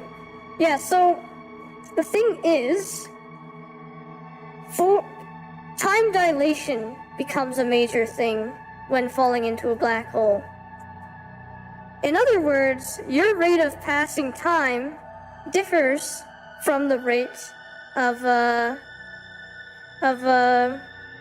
observer from the outside. As you fall deeper into the gravitational well, your time is ticking more slowly, which means from the outside, you appear to be in slow motion, but you looking outside, from the inside, the observer watching you seems to speed up, because their time is ticking at a faster rate than you. So what happens is, from the perspective of the person falling into the black hole, they essentially, it just seems normal to them. They just fall straight through into the event horizon. Now notice that is the part where there's a lot of debate in the physics community about the actual act of passing through an event horizon and whether or not you do, or whether or not you actually just flatten out on the surface of an event horizon in what's called a quantum fuzzball due to, well, things like the Bekenstein bound and quantum gravity theories. And loop quantum gravity also has its own thing about it. But yes, under general relativity alone, the person falling in basically just, they pass right through the event horizon like normal, but to the person on the outside, because your time gets slower and slower the closer you approach the event horizon, eventually you basically look like your time is literally stopped right before you fell in, and then your image just fades slowly as it gets red-shifted. Because the closer you get to the hole, the more the photons from you redshift before reaching the outside observer, so they kind of just see you get redder and redder and fade out of visibility, which is really intriguing. That's actually known as the observer paradox, and there are some very intriguing solutions to it. But I'm glad you love the hauntingly serene music. I also very much enjoy music like this. Let's see. Yeah, yes, there are also some very intriguing things when it comes to time travel possibilities from within a black hole. In fact, I see. Well, welcome to my silly streams where I just teach random things. Okay, no worries. So, there are actually a few ways that you can use black holes for time travel. Some of which involve, in a rotating black hole, a ring singularity that's in there, and frame dragging effects that take place. And if you circle around the ring singularity, you might have a causal loop where you basically, no time has passed, so you're basically seeing yourself. There's, in fact, a similar way to do this with something called a cosmic string. I think you may have seen Neil deGrasse Tyson talk about this one too. If you have two cosmic strings that are on a relativistic approach to one another, and they're going to cross paths, the way in which they're conically denting, I suppose you could say, they're conically deflecting space-time. You can essentially, if you travel at a relativistic speed around these two crossing cosmic strings, you can pull off something similar, a closed time-like curve, where you circle around and no instant of time has passed, so you see yourself back again. You see yourself leaving to do the rotation in the first place. But, welcome back! There's a lot more to say about ring singularities in general, though. I don't know if you've seen the extended Penrose diagrams when it comes to black holes, white holes, alternate universes, etc. If you haven't, definitely take a look at those, because essentially, so with a rotating black hole, you've got these interesting things that form in the first place, where you've got an outer event horizon and an inner event horizon, a place of normal space, and then you've got this ring singularity that if you were to pass through, theoretically, you could be taken into another universe. It's sort of like a wormhole scenario. Definitely look up extended Penrose diagrams. Or you know what, like I should probably have a video essay on black holes sometime, because they are amongst my favorite things in the universe for multiple reasons. But, yeah, no, it's absolutely intriguing. Obviously, a lot of our understanding of the capabilities of black holes is speculative and still in a theoretical state. Well, at least for humans. My species figured out most of this a long time ago. But either way, there is still a wealth of knowledge that human beings have collected about these objects that we still refer to as black holes. And, yes, exactly. The biggest issue is how far away they are. Now, it's still absolutely beautiful that you clever humans have essentially combined the input data of radio telescopes around the world in such a way that you essentially use that relay as a giant radio telescope. And that is how you were capable of taking those gorgeous photographs of a black hole that you've recently taken. That's something to be quite proud of.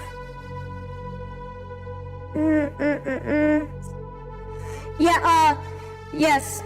In fact, I would love if I could go beyond slideshows. I'd love if I could have, like, some very nice animations and even videos and things like that. Because there's absolutely only so much that I can convey through words alone. Having appropriate visuals to correspond with what I'm saying would be just priceless when it comes to really conveying what I'm trying to explain, especially with a lot of the heavy subject matter that I'll be getting into. But, yes, graphics are always a win. In fact, they're one of the reasons why I love the PBS Space-Time show on YouTube. They've always got very nice graphics, very good soundtrack to accompany it. So, yes.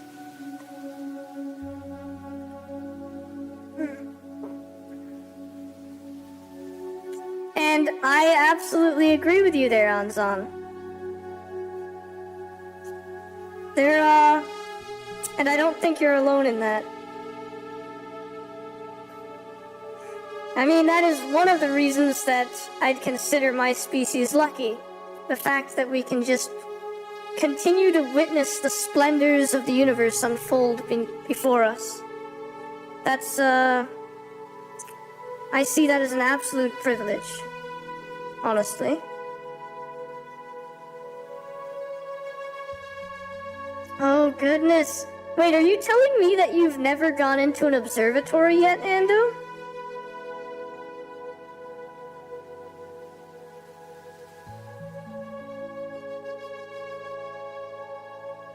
Oh my goodness. You absolutely need to add that fairly high on your list. I love observatories. I wonder if there are any near you. It's, well, Carl Sagan said it best. Astronomy can be a very humbling endeavor. And,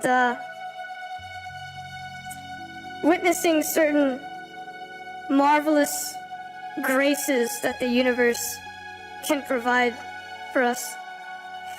I think there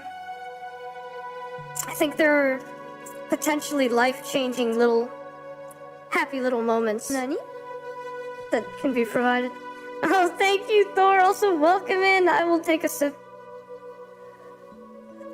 I love how I'm like, yeah, I'm gonna work on point redeems.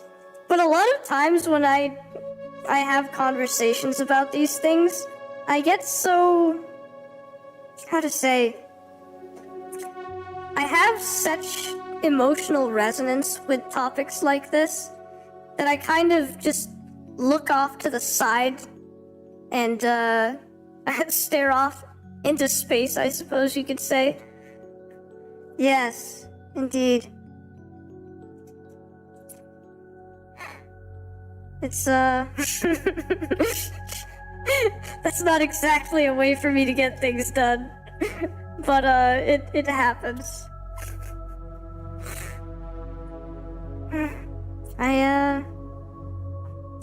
That's why I always find it nice when people that are conversing with me don't mind if occasionally I kind of just stare off. Because that's not meant in any sort of disrespect. Like, I'm not trying to break eye contact. It's just that often when I'm visualizing things in my head, I sort of direct my gaze in a particular manner. Yeah. So many big words. Oh my goodness. Yeah, I will spare you from a lot of the bigger words that I often use. Oh, I see. Eye contact is I feel like at one point in time, I may have had eye contact issues, but now I don't really so much have that problem. I'll make eye contact when I'm saying something, etc., or, you know, when I want to essentially emphasize that I'm saying something to someone. But often when I get most thoughtful, I still end up directing my gaze elsewhere because it's a natural tendency for when I get deep enough in thought.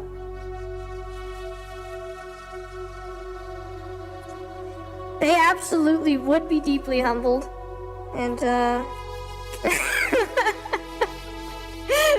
I probably am, Araun. I'm not sure whether I should take a test just for confirmation anyway, but yeah. No,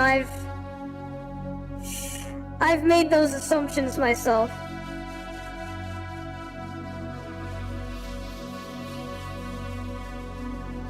Oh, I see. You know,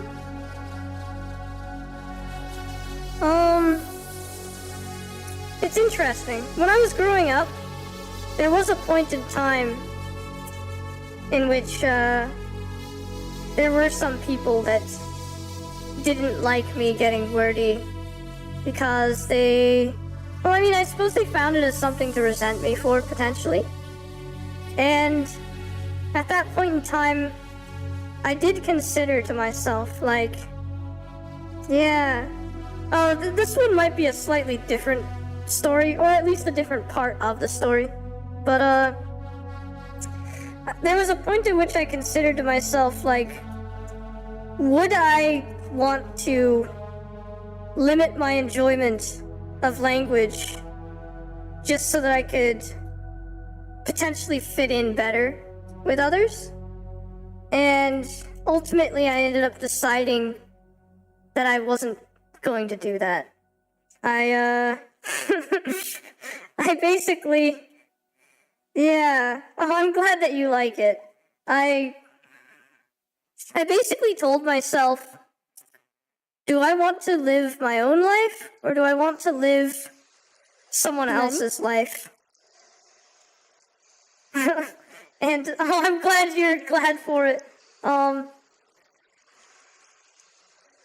And I don't want to live someone else's life. This is my life to live. So the decisions that I make should be things that I agree with, right? Not things that have sort of been forced onto me from external societal pressures. And it's because of that I ended up actually just leaning into it perhaps, and just continuing to find a thorough enjoyment in the exploration of semantics and nomenclature and things like that, to the point at which I even enjoy inventing some words myself, using proper Latin roots, etc., and using things like footnotes to say, hey, look, yeah, this new word means this. So, it's my way of having fun with it, and if others don't appreciate that, I mean, there's not really much I can do about that, right? But thankfully it seems like there are people here that do enjoy me having fun with language. And so, if anything, that just makes me feel very comfortable. And I'm very grateful of that. I'm glad that you like them. Yeah. I mean, if I want to go off on tangents, I can be like, oh yeah, you know, the anisotropic topography of microdimensional nanoelectromechanical magnetoplasma dynamic thrusters utilizing nano-architected microtruss metamaterials for reinforcement and... But, how technical I get can depend largely on the particular situation.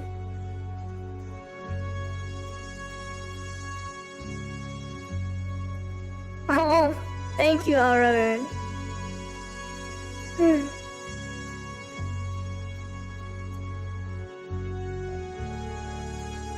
Oh.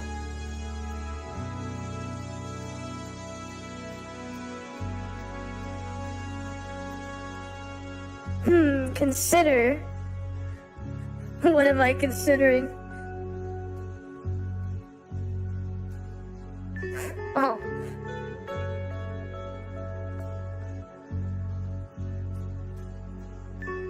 Oh my goodness. Thank you.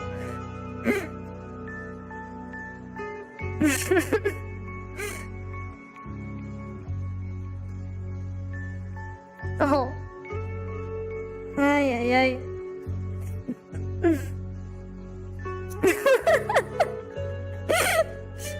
It's somewhat ironic that you're speaking that way when black holes are what are supposed to consume things, you know?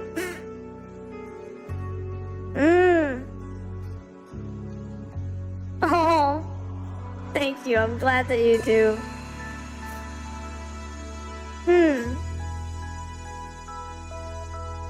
Yeah.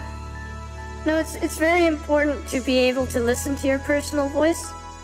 Obviously, it's still incredibly important to have empathy and to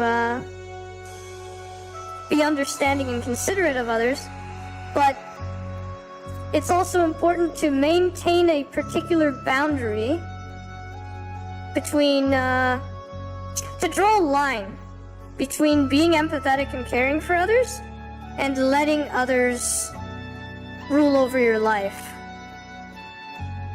And I'll admit that I didn't always know where best to draw that line. But I've been through a lot of things that have allowed me to sort of solidify where to place that line. And I feel like for a lot of people that tend to have naturally good natures, welcome in, Nguyen! Is that how you pronounce it? I hope I pronounced it right. Nguyen Min Hwan, perhaps. Sorry if that's mispronounced. But, no, I get that, Jace. It can be a difficult balance to maintain.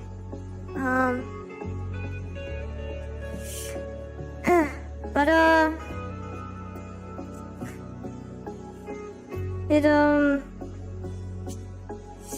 well, think of it this way. You've probably already heard before that you can't really love others until you love yourself. There is a degree of truth to that. If you're not taking care of yourself, then your ability to take care of others is automatically heavily diminished. You need to be able to maintain yourself in order to be able to, at all, help with the maintenance of others. The sort of mutuality. In other words,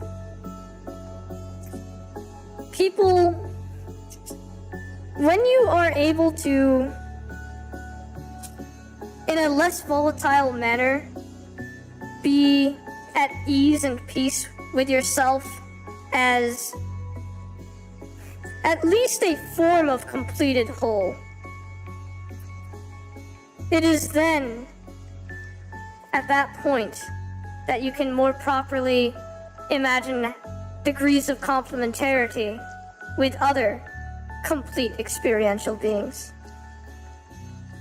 Yeah. Oh, definitely.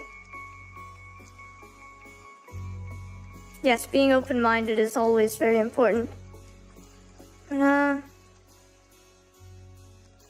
Regardless, another thing to consider is that often people that have a naturally good nature, or a nature that's very, how to say, a nature that if left unchecked might lead to people being unhealthily selfless, if you know what I mean. Often it's incredibly important for people like that to temper that good nature with healthy amounts of selfishness.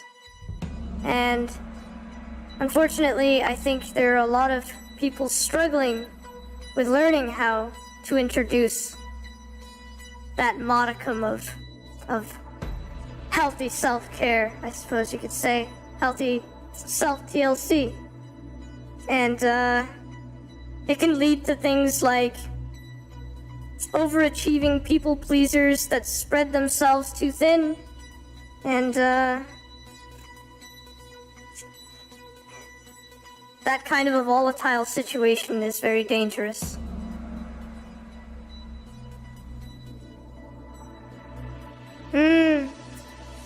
Yeah, understandable. Even controlling attributes like that, though, of course, you being aware of them means that you can already start to temper them with reason and figure out ways in which maybe you could even positively channel it.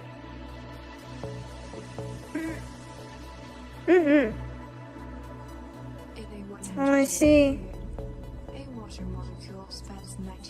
No, that's fair. Sometimes it can take a very long time to process things like that, Jace. And, that's absolutely understandable for you to need that time. No, absolutely. And I'll say it this way too. I see. No, I'm sure that you are going to be doing. Oh no, my computer had an aneurysm. Is my mic popping? Probably.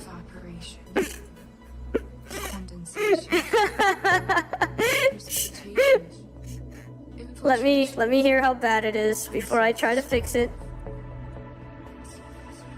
Yeah, my Windows is so on its last leg, literally. Huh. Is my mic not popping? What the heck? Very interesting. Well, thank you. Oh, so it like... You know, my Windows is so weird.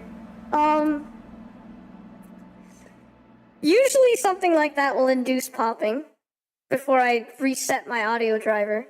But occasionally it just, yeah, sometimes it just like comes and goes. Very interesting. I think I have heard of some people that do that. That is definitely its own interesting difficulty, though. But, no, here's the problem. My Windows here, my Windows 10, is a few years old. And additionally, if you think you know ordinary stress to put computers under, well, That's not me.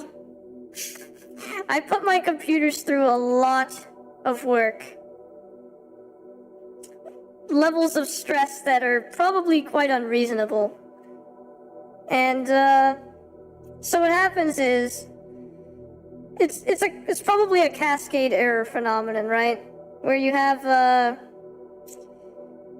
random bit flips that take place within the RAM that just sort of gradually write shitty errors into the operating system files.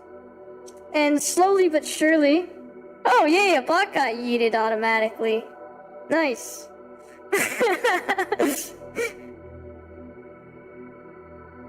Wait, what?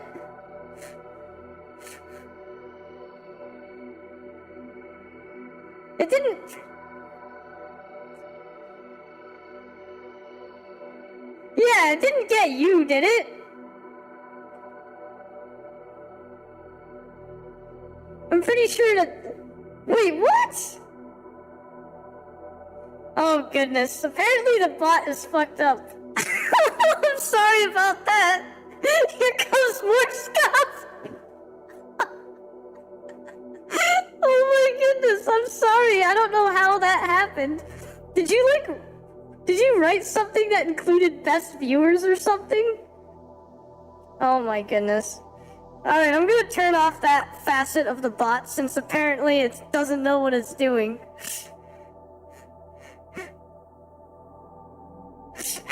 What? What is this bot doing? Ay, ay, ay. Alright, let me see what the hell is going on. I'm so sorry that happened. Oh my goodness. Let me fix this. This is what happens occasionally. Yes, you get head pats. Oh my goodness. Oh my goodness. Let me turn off this stupid thing. Get all the head pats. Ay, ay, ay.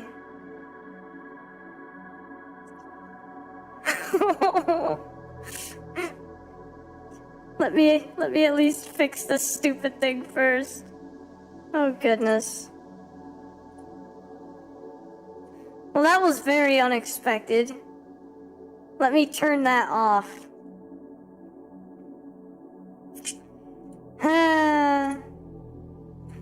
You know, that's probably one reason to just rely on manual mods for things like that. Ay, ay, ay. That teaches me a lesson. That's true. True enough. Oh my goodness. Stupid bot. Chotomatte.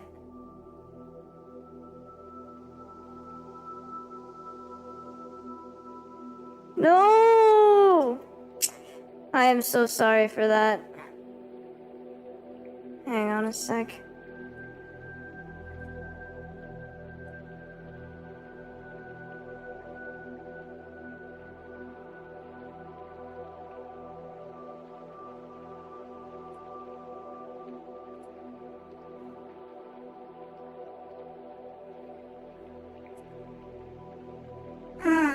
Goodness, no, none of us are forgetting you. Ay, ay, ay. Good thing that I didn't set that thing up for, anything crazier.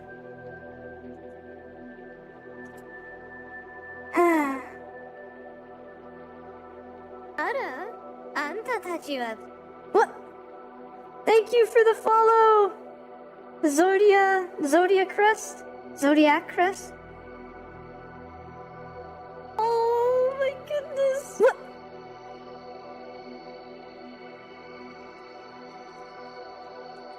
Thank you for gifting the sub, Zodiac Crest! Zodiac! Wow! Thank you so much. That's very sweet.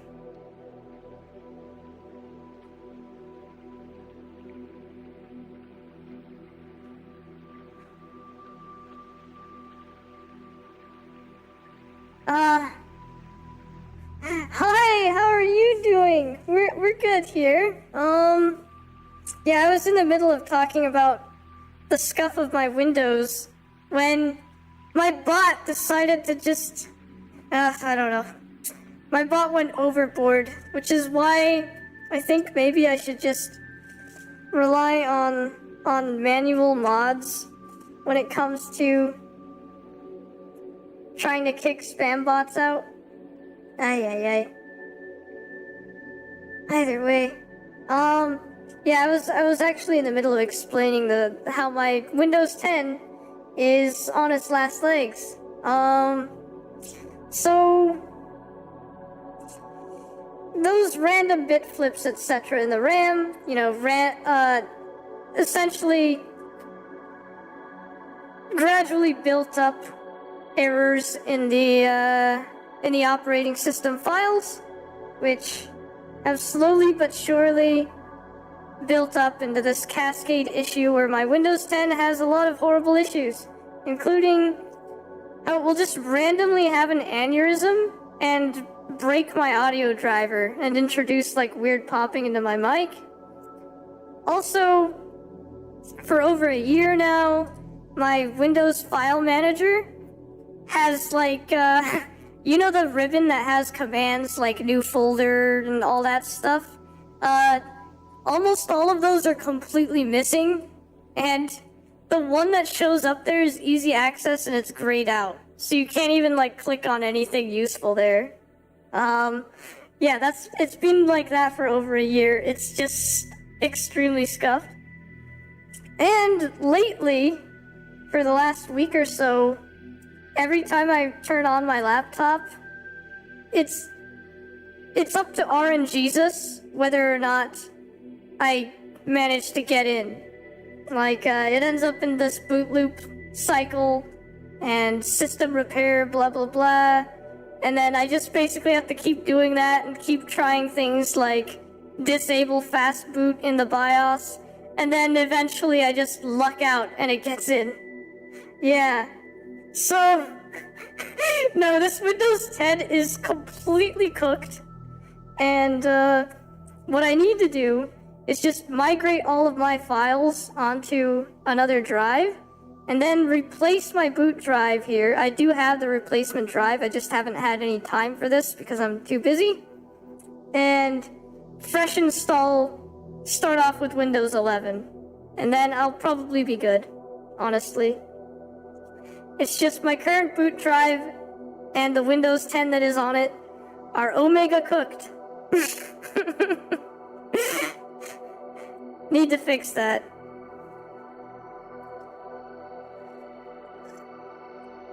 And somehow that's what I'm streaming with. Yay!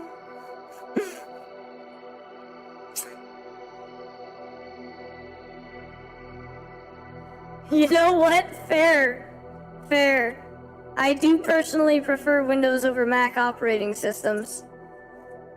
Are there things that Mac tends to to have better support for and whatnot? Like certain graphic editing programs and things? Yes. But do I still prefer the Windows operating system? Yes.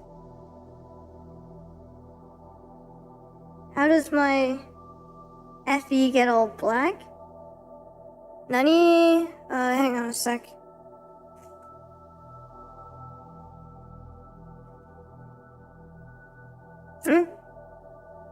Oh, the file explorer, yeah.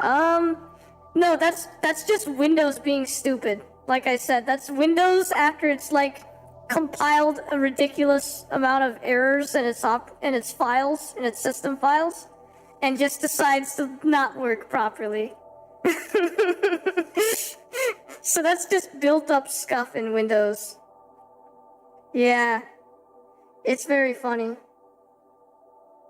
You've never really cooked your Windows that hard, have you?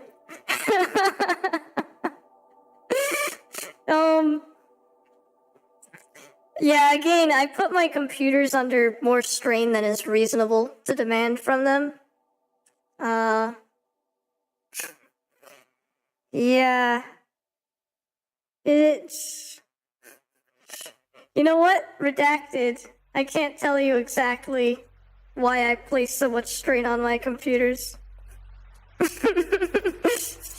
If I told you, I'd have to redacted.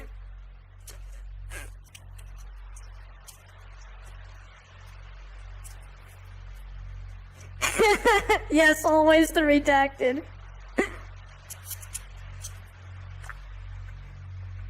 Shogunite.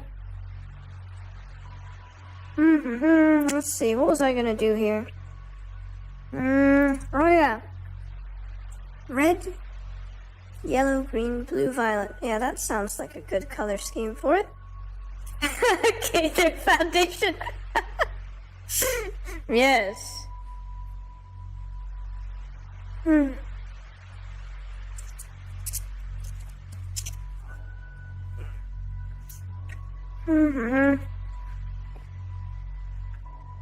Too much SCP going on, right? Hey, Fanta, welcome back in. I'm still yapping. Okay, thanks. I'll drink some.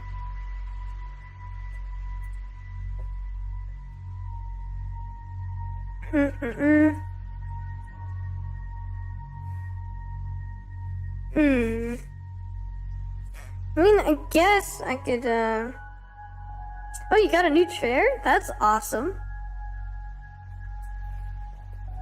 Oh my goodness. What? My goodness, thanks again for gifting another sub, Zodiac.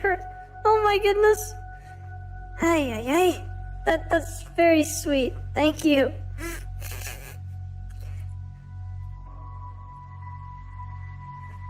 Goodness me, I'm just yapping here. Nani? Oh, your last chair was breaking? Goodness, well, I'm glad that you've got a new one then. Also, I do know that feeling. I've had chairs that are on their last legs. But, pun totally intended. Alright, anyway. Yes! I do have emotes! I don't have enough of them yet. No, don't say you're on your last leg, Sando. Goodness me, you better take care of yourself. So silly.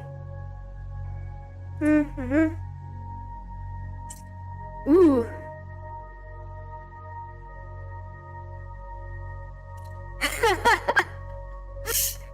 Wait, what? Self-high five? What?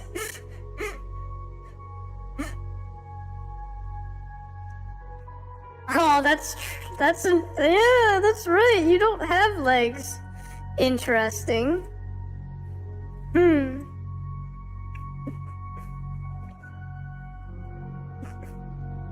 Also, that's an interesting place to break the chair.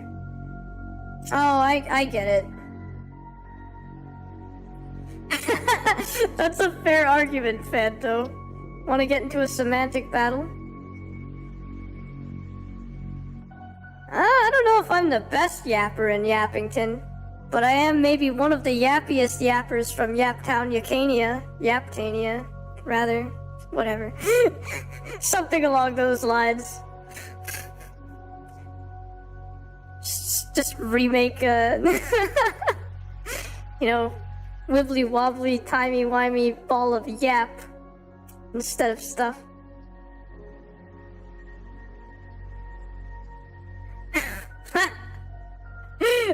Right?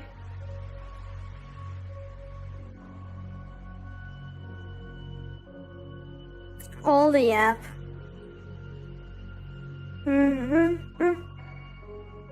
Brain exploding. That's so funny, Ando.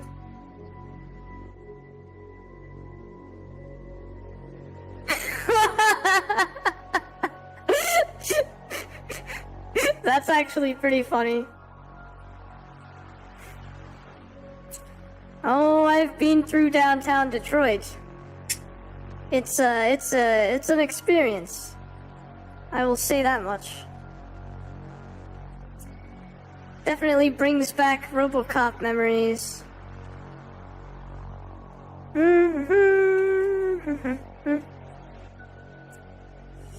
Yeah, maybe I'll open this up in Photoshop for colorization. Oh yeah. But I will say this again. Indianapolis was even crazier. That is just, woo. Yeah, RoboCop the GOAT. I love the original RoboCop. The remake was pretty good too, though, with Joel Kinnaman. It's mostly just that the original is a tough act to follow, right? Yeah. I've had to drive through Detroit, like, 1, 2, 3, 4, 5, 6, 7, 8, 9, 10. Yeah, I've had to drive through there like 10 times. It's interesting. Yay! I'm glad that you enjoyed the remake. Let's go. Yeah, RoboCop was classic proto-cyberpunk. Joel Kinnaman is absolutely phenomenal when it comes to these kinds of roles. Did you see him in Altered Carbon? Now subtract where it should be from where Wait, it was, what? or vice versa, and by Thank you for the differentiating this from the read! algebraic sum of Haunted where it shouldn't be Man! and where Oh my it was, it goodness! is able to obtain the deviation and its variation. Hang on, let me which is shout called- you out. Chotomatte. How are you? What were you doing before reading in?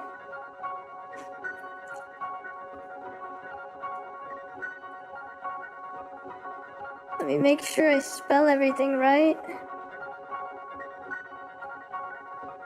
Yes, let's go. Oh, yay, more Pokemon, let's go. I'm glad you had fun. Raiders, if you need to rest or grab something to eat or drink, please do so. Oh my goodness. What? Thanks for the gifted sub, Zodiac. Wow. Thank you so much. Please take care of yourself, though. You're gifting quite a few subs. Goodness. Yeah, Altered Carbon was great.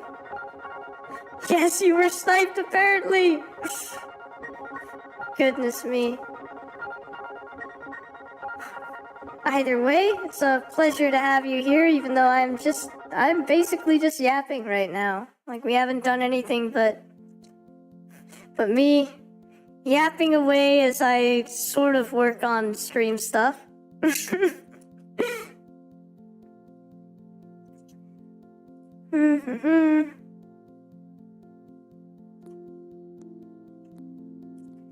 Let's see.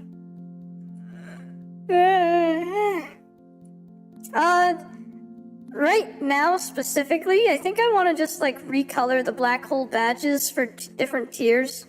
I was thinking of going with the visible spectrum perceived by most humans of obviously I still have to make a few arbitrary choices. So I was thinking of going, how do I do it? Nani?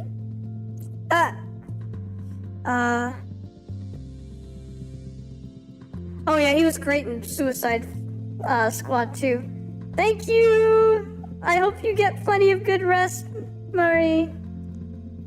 Thank you for popping in.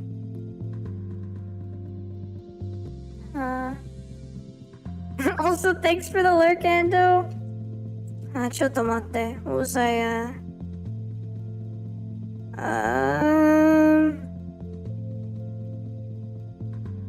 There we go. Yeah, I was thinking, let's see, red, green, blue, no.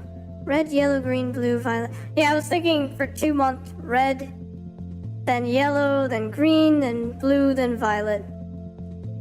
I think that would make sense.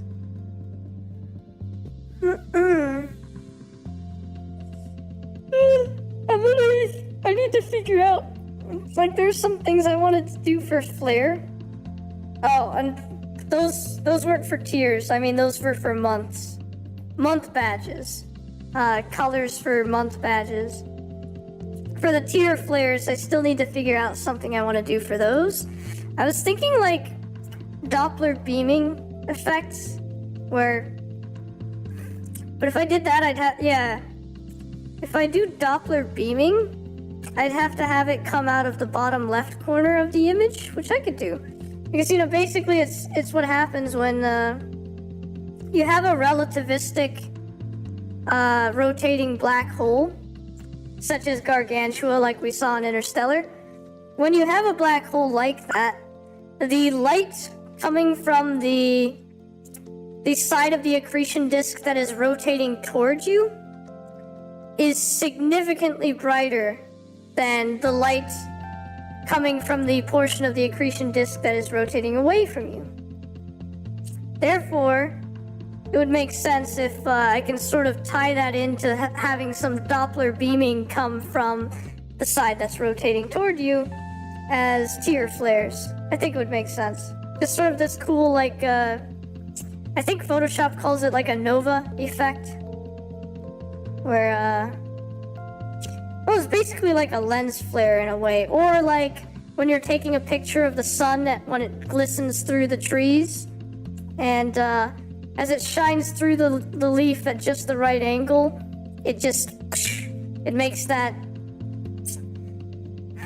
almost like a diffraction spike Now effect. subtract where it should be from where it Wait, was, what? or vice versa, and by differentiating this from the Thank you algebraic so sum much where for it the should really be and where great it was, juice. it is How are able to you? obtain What the were you deviation doing and its before this? variation, which is called Oh my goodness. Yeah. Yeah, exactly. How are you? Also, Raiders, if you need some snacks or a drink, please feel free to do so. Oh, thank you for the follow, AJ Panda. Hey, welcome in, average, hang on a sec. Average Seeking Enjoyer. Oh my, thank you. Thank you for the follow. Average Seeking Enjoyer. No, average Siege Enjoyer. Yes. Oh, thanks. Thank you all for rating. If you guys need to rest or grab a snack or a drink, please feel free to do so. It's great to have you in. I am just randomly yapping because that's what I do, I guess, whilst I work on like some badges and whatnot. Also, apparently I am. Goodness. Are you feeling better, Alraun? Ah, goodness.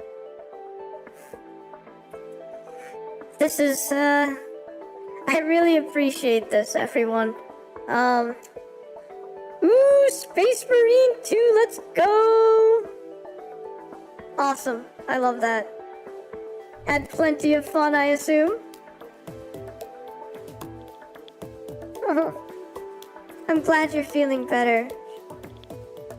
That's good to know, Charlotte. But, yes.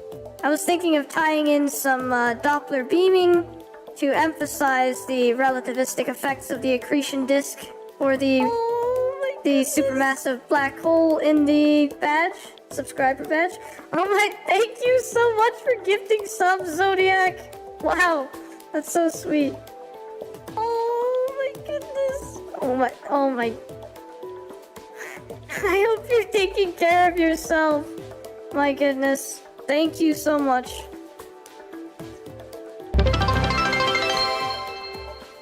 What? What's that, a hype train thingy? Chotomate, I don't even know. I haven't set the bot up properly to really notify me of everything.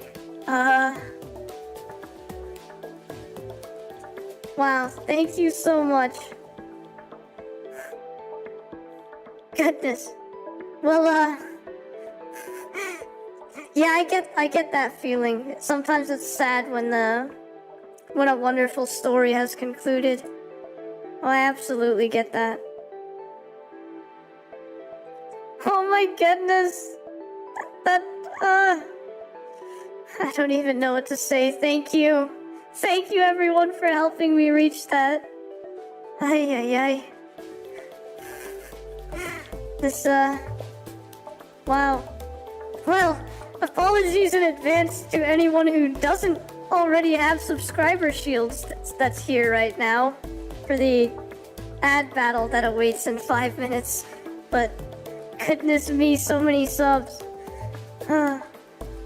Thank you all so much.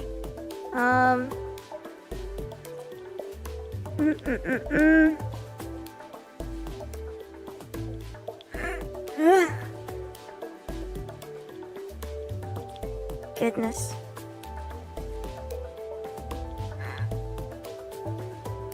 I never, I know I keep saying it, but it's like, you know, I never expected all of this.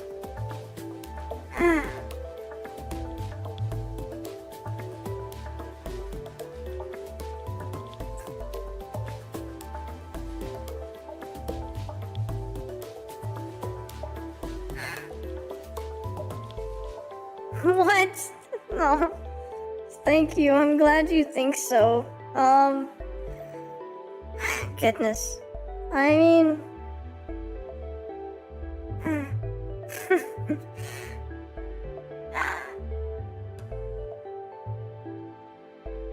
Well... I'm very grateful of it. All of you make me feel so... at ease.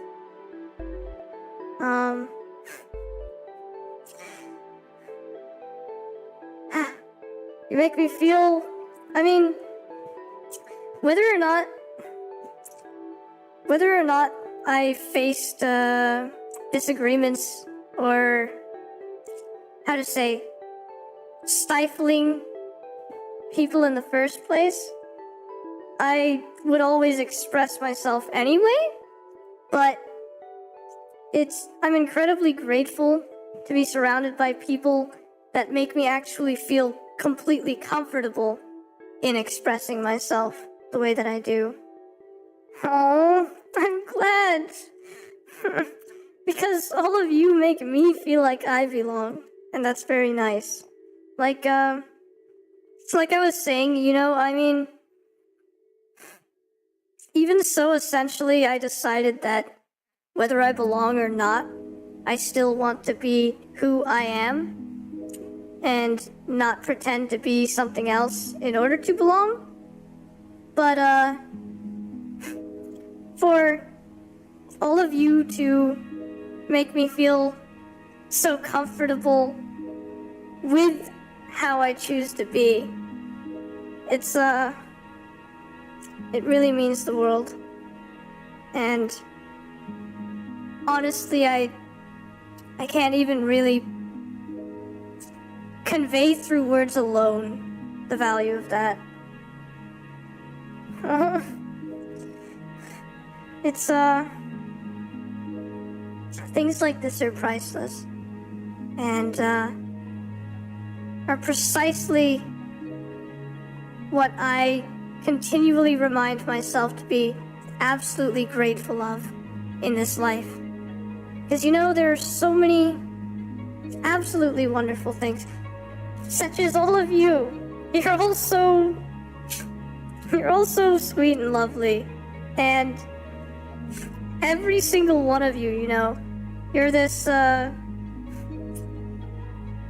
you are unique experiential beings. You are unique pairs of eyes through which this wonderful cosmos is capable of glimpsing itself and experiencing a unique story that is yours and yours alone to tell. And yet, oh, thanks for the follow. And yet, all of you, with your unique stories, have chosen to spend some time here with me.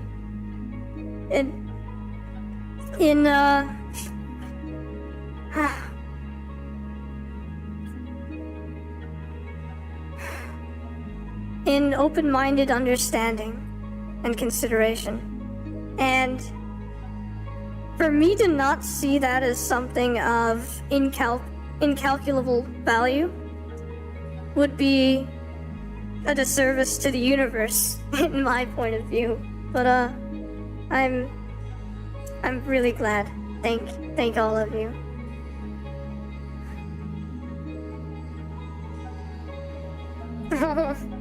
I'm glad you agree, Ansan, and yeah, Oh. Well, I'm sorry if it makes you cry. It's just, well, I suppose that the way I am now, I give voice to my heart. And, I think that's something that we should all be able to do without having to be too worried. And, also, I'm glad that you were able to catch a stream. No worries. Thanks for stopping by to say hello. Please get some really good rest. That would make me happy. But,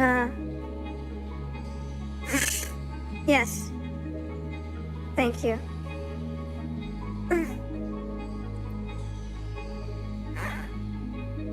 Goodness.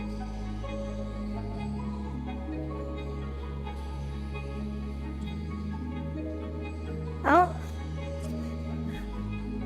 Apologies for anyone who's battling ads.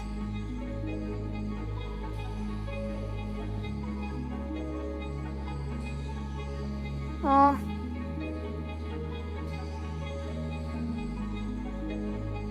I would absolutely allow art like that. That's completely wholesome.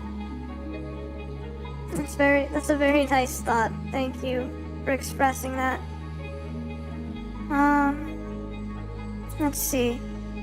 I was back to, opening this up.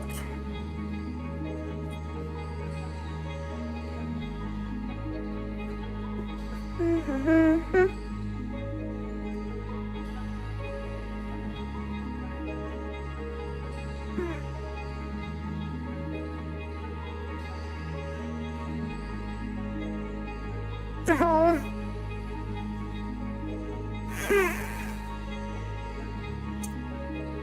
I'm glad.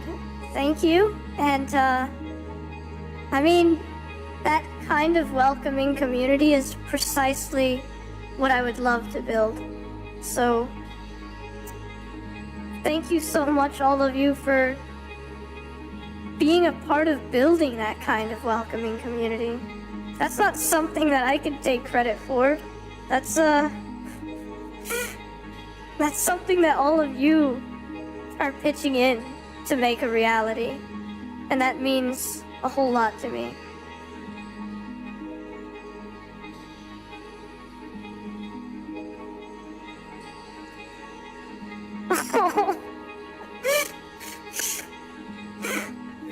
Well, we're building it together. I think it is fitting, isn't it? That's so true. Sometimes, as if the universe itself willed it into being, there are occasions upon which the BGM will just resonate with the emotional substance of what's unfolding.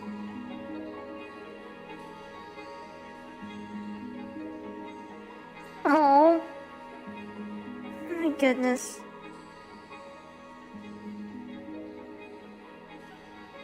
Well, thank you.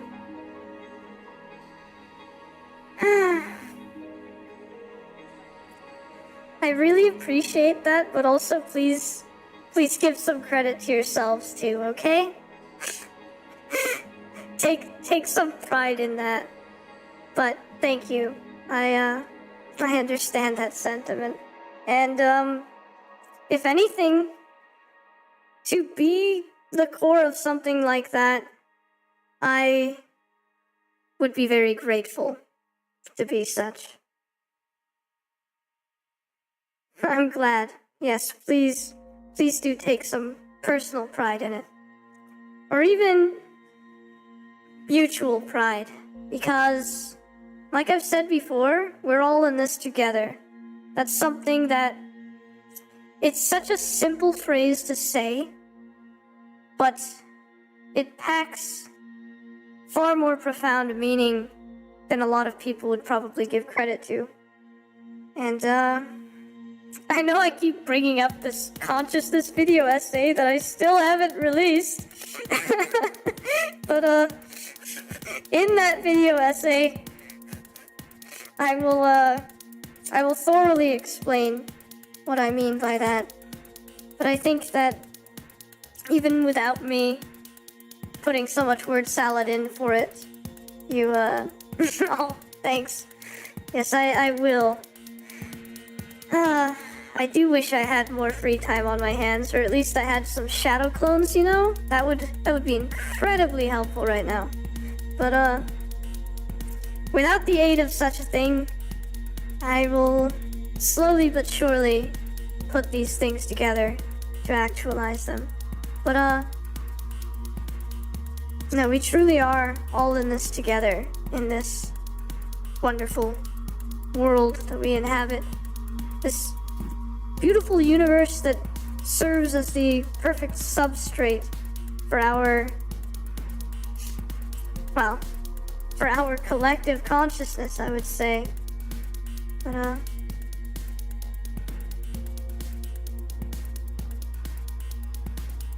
oh, I'm really glad that you can comfortably be, open here.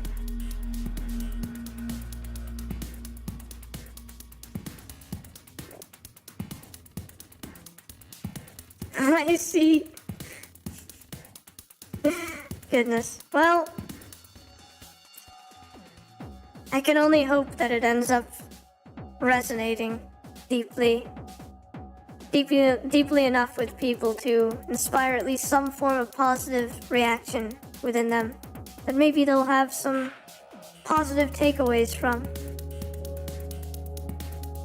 Honestly, even if it's just a set few number of individuals that is able to take away some positive value to enrich their life after watching it, and if maybe, just maybe, there's a bit of a degree of contagiousness within that positivity that they can then spread to others, I'll have already felt like I've done, well, I'll have already felt grateful of the sheer privilege of being able to provide something like that.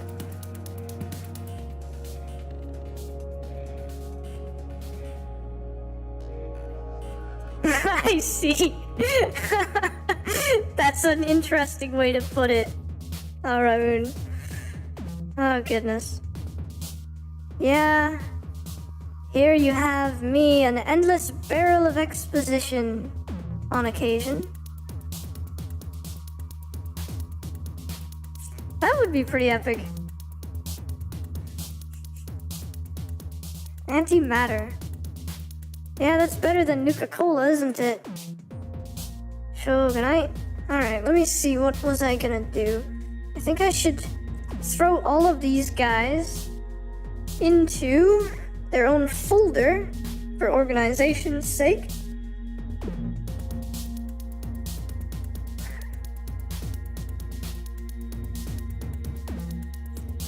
Silly me, should have made the folder first. Kugel Blitz. By the way, have any of you looked up what a Kugel Blitz is? If any of you have noticed that the points are called Kugel Blitz?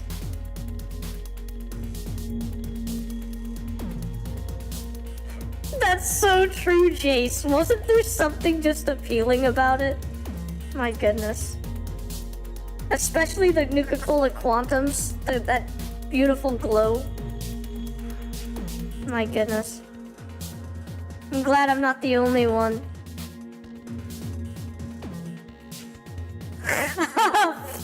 Fair enough. I probably enjoy soda more than I should also.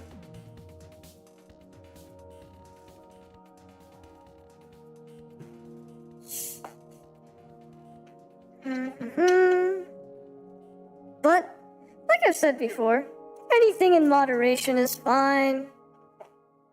The key is moderation. If you strike enough of a balance, you'll be absolutely fine.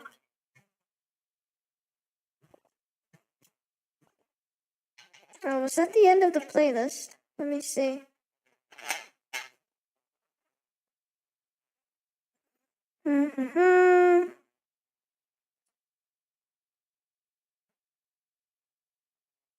Ooh. Lovely. I will definitely be interested to hear that. I don't have too many tabs open. Of course not. Should I just restart that playlist?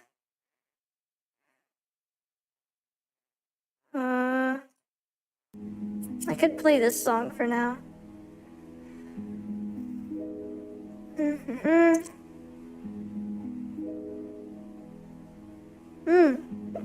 Interesting.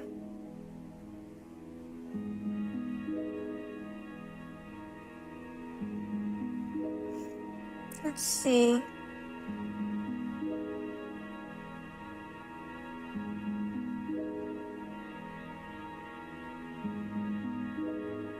Oh, no worries. No, that's totally fine. Nice to have a yappy chat. A chat that's at least even remotely as yappy as I am.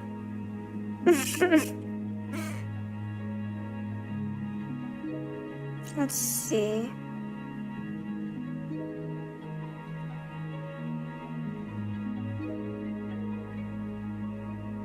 There we go.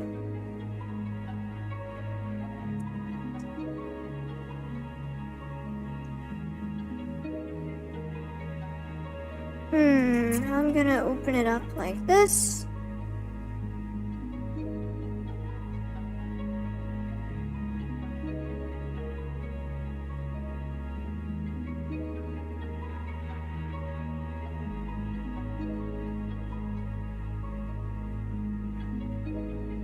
Interesting.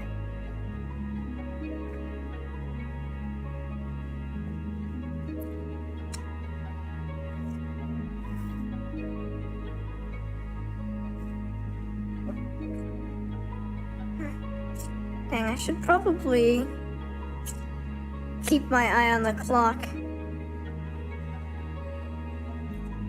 Because quite unfortunately, there is indeed something I must be awake for tomorrow. Cringe!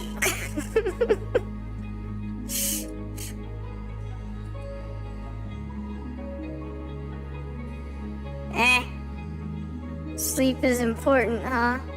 Is it? Is it though? Debatable.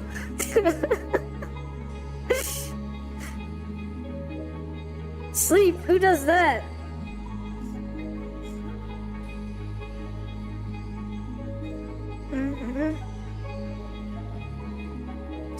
Honestly, there are occasions where I almost feel like I've forgotten what sleep even feels like.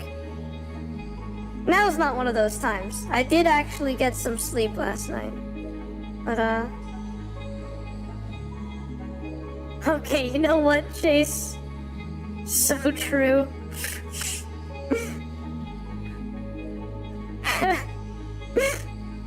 But, no, I'll be real. When you're on like your third or fourth all-nighter in a row, you actually weirdly sort of forget what sleep feels like. You're like, man, what did that even feel like? It's it's a very interesting circumstance. And especially if you're being assisted by caffeination, you this is gonna make it sound like like I was risky, but you start feeling I wouldn't necessarily call it palpitations, but like right, you start, it's like you can feel your heart beating, and hear it in your ears. And if you have tinnitus, your the ringing might change pitch. And no, it's an interesting experience for sure. Something that's probably you shouldn't experience anyway. Oh. Did I accidentally I toggled that by accident, didn't I? You know what? I should make those some redeems. No, yeah, I'm fine. Well, I'm glad you like that. I can make those redeems. That's hilarious. I accidentally, when I was messing around on my stream deck, I accidentally hit that. But you know what? Sure, I'll leave that up for now.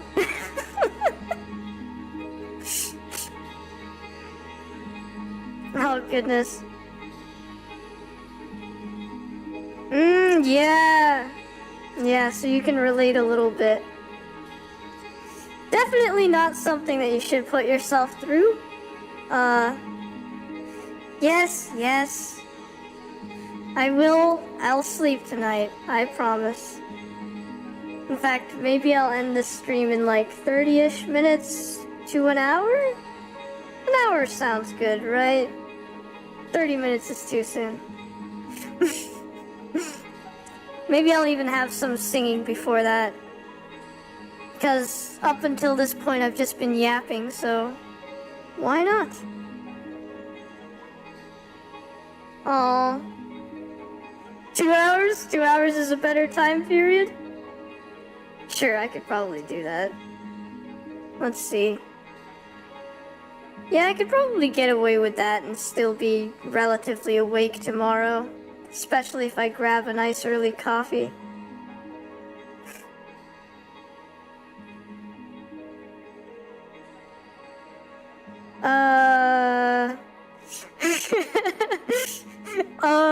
Is there a difference, Jace?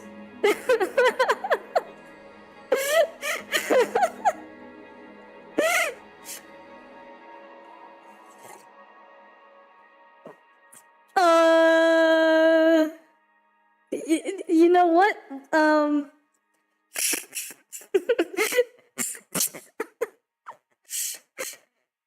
Maybe the difference is the friends that we made along the way. Yeah, we'll go with that. All right, let me see.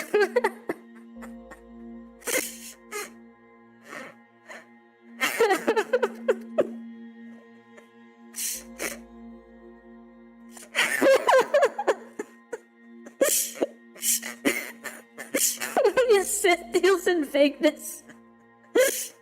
That's so good.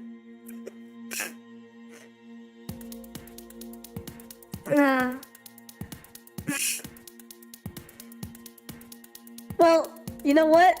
What if the deals are vaguenessing the Sith only instead? Yeah, the weekend did go by so fast, didn't it? Goodness me.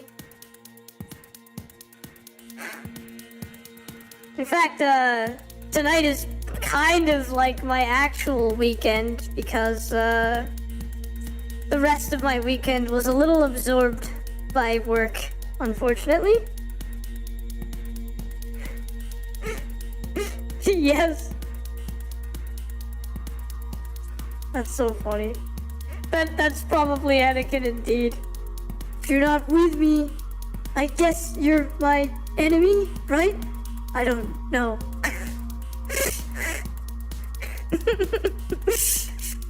Well, then you are lost. Probably.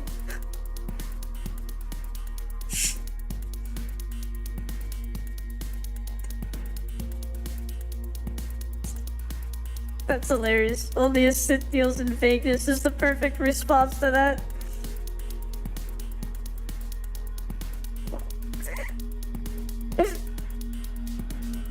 Right, yeah, that happens.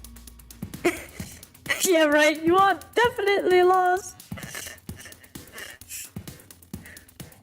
Well, from my point of view, maybe the Jedi are kinda sorta evil. Oh no. What? Are you familiar with Anakin and dichotomy? Do you know all the dichotomy memes? Do you know about Anakin's thesis paper?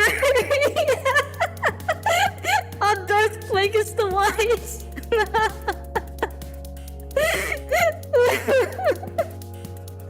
I love those. It's too good.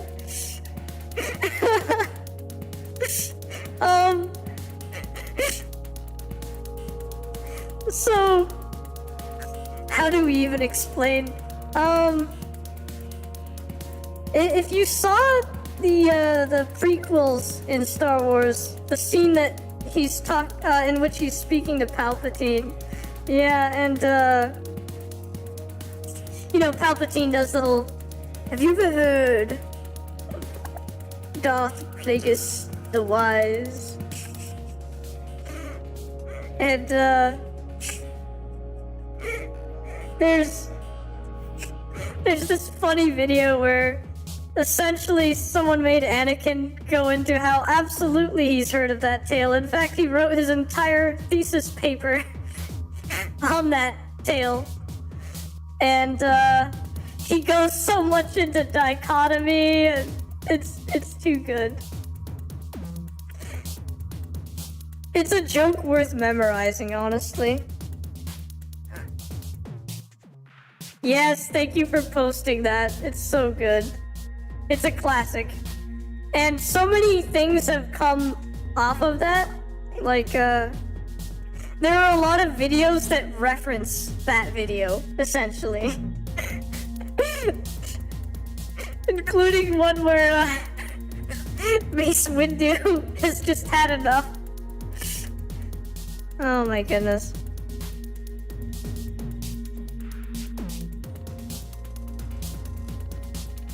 Oh, okay. No worries.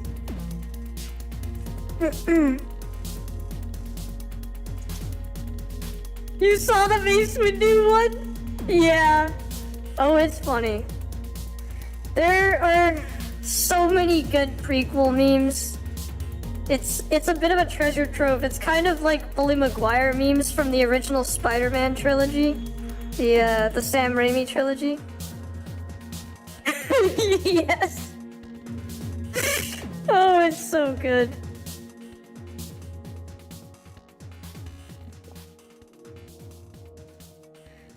Honestly, it reminds me of, has anyone seen Star Wars, the Third Backstroke of the West, I think it was called?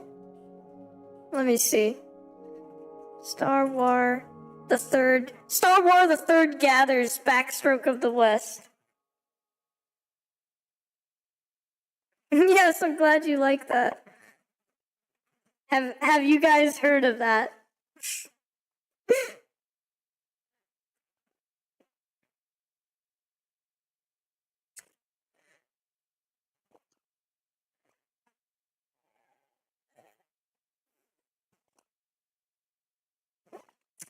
Oh my goodness. So, are you familiar at all with the, also, let me get some BGM going again. Our BGM disappeared! What the heck? Let's start it with this. Welcome back! I hope whatever was stuck got fixed. So, No, so if any of you are familiar with the, oh, okay. Glad that you took care of that. If any of you are familiar with the crazy world of film edits, it's an intriguing rabbit hole where, like, people will make edits of just about anything. There's silent film versions of the prequels. There's a version of the prequels that completely removed Jar Jar Binks. There's versions of films that are edited in all manner of ways to change their genre and things like that. The custom film edit world is insane. But as far as Star Wars The Third Gather's Backstroke of the West... yeah, right, that's true, George Lucas. He keeps changing the special editions. My goodness. But, what happened with this particular film edit is... Okay, no worries.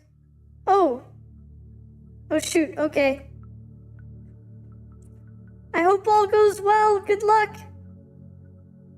Goodness. Yes, I hope it's okay.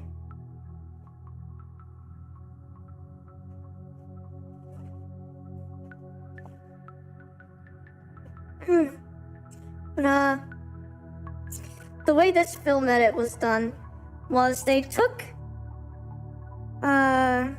episode 3, Revenge of the Sith. They ran it through a translator into Chinese. Then they took that translated Chinese and ran it back through another translator back into English. And then they used that text, that new script, as the script with which to dub the film, to dub over the film. And it's led to some absolutely hilarious dialogue, and the title is also that. So they took, Star Wars Episode 3, Revenge of the Sith, translated that into Chinese, translated it back into English, and it came out as Star Wars The Third Gather's Backstroke of the West. But the entire chaotic film edit, I think you can still find it on YouTube. It's yes, perfect title. It's a complete treasure trove of just so many hilarious lines.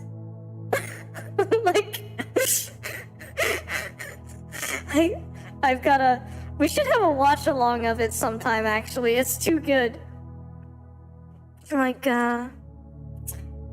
What did Grievous say? Something like, to death? No. Hang on.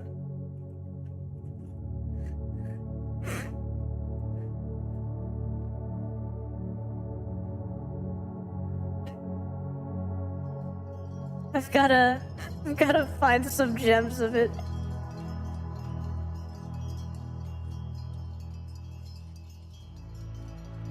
Actually, you should be able to hear some of the audio if I play it. Hang on a sec. If I played the video, I'd probably get insta DMCA'd if I showed you any of the video footage.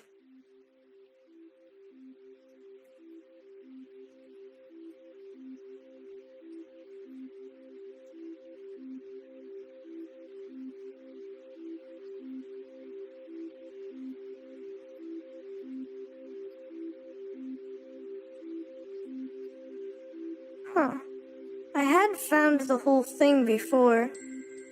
It probably, Oh, there we go. Oh, no, that's someone watching it. But I think one of the things that Grievous was saying was, "Batter to death them!" Target, teacher. Oh my goodness. Take aim at directly the machine head.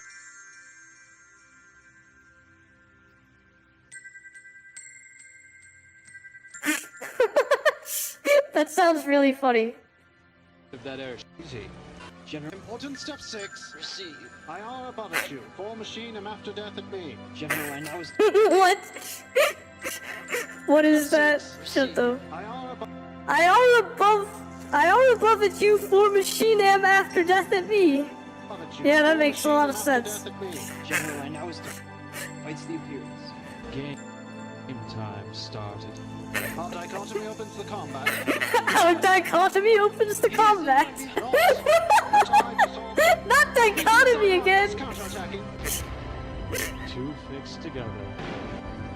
The way stops them. I can then the close quarter beats them. Oh my goodness. Alright, let's yes, dichotomy mentioned. Are you kidding? Do not. Oh yeah. Speak. Yeah, here we go. Cooperate. I individual. Shut up. I'm gonna pause the awesome BGM for a little bit. Because this is too much. Where'd it go? No.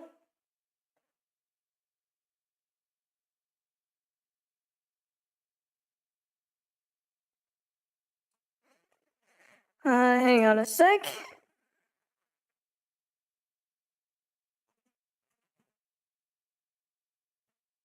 How do I bring that up?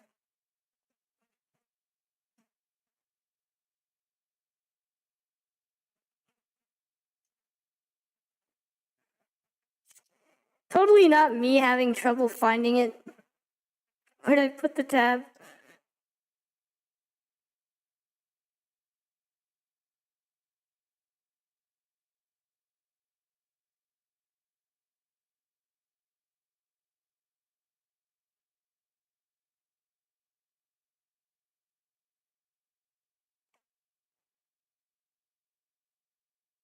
Oh, never mind. It's all the way over here.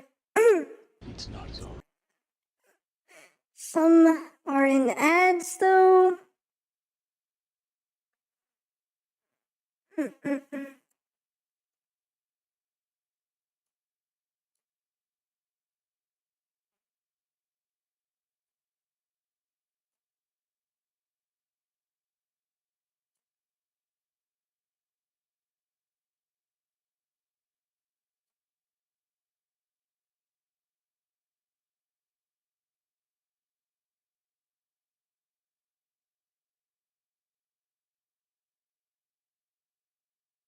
Yay, ads are gone.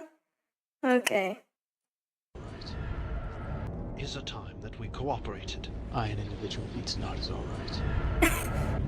You too careful. He is a big. Mr. Speaker, we are for the big. Pull out your sword. Dedicate the body for your speaker. You this time ran to do not drop.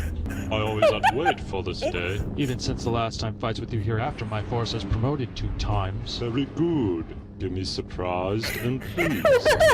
Even since you I separate, I has been hating you. You are a sacrifice article that I cut up rough now. Very good. The ratio is prosperous. Very good. Killed him. Now killed him. The ratio is Make out prosperous. quite good. Make him on the hoof. Very dangerous. Sounds like Twitter speech. Too, but he is not just a prisoner. I should not kill him. This not agree with. This very nature. He hewed away your hand. You also kill certainly. Yes. He revenge. The business so of the good. vengeance is very familiar. Remember you to have ever tolded me your mothers? Still, there are those pathetic people. We must leave here now, otherwise they all worry.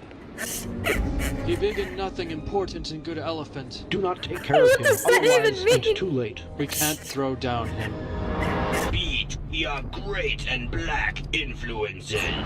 Give your runway! So Stabilize the true. airship!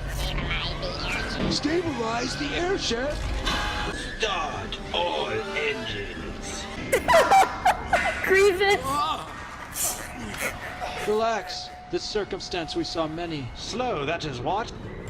R2, let elevator stop. The day after the fair! Jump quickly!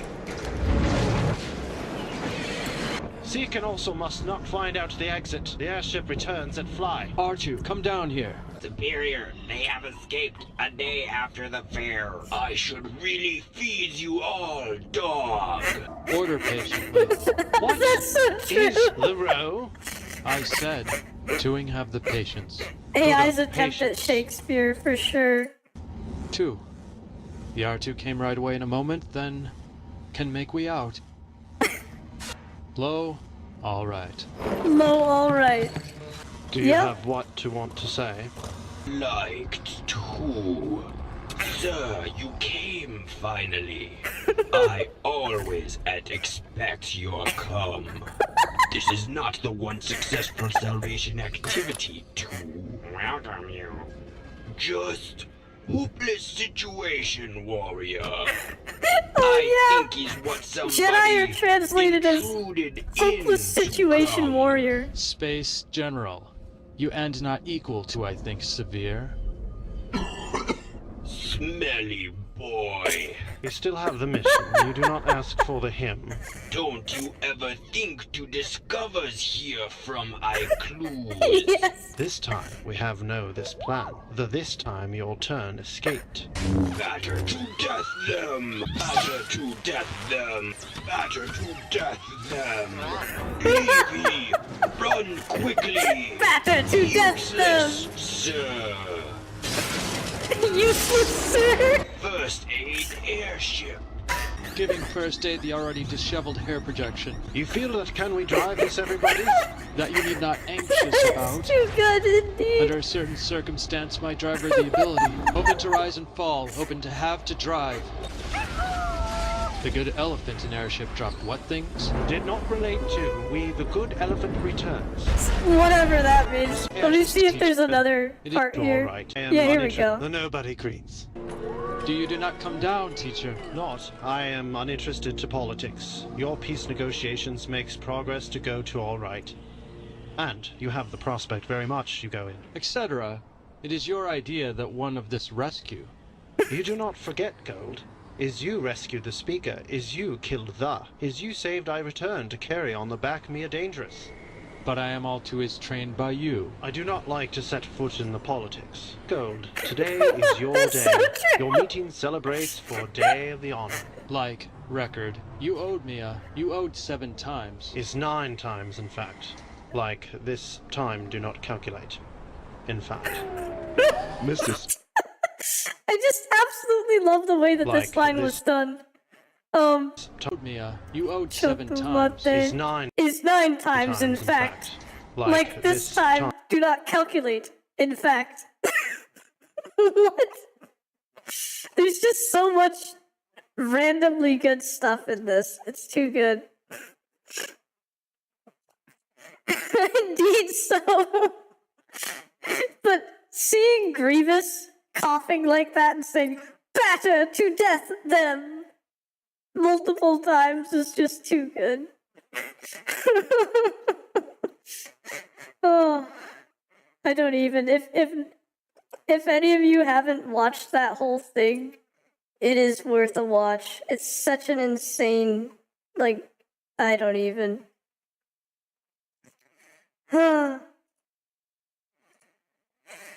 So much silliness.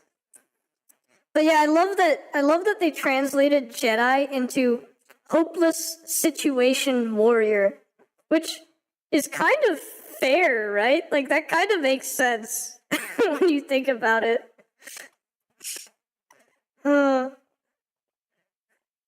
Right? Intriguing. For some reason, Anakin got translated into gold. Yes, a rough translation indeed. So get used to people calling Anakin gold all the time. It's so good.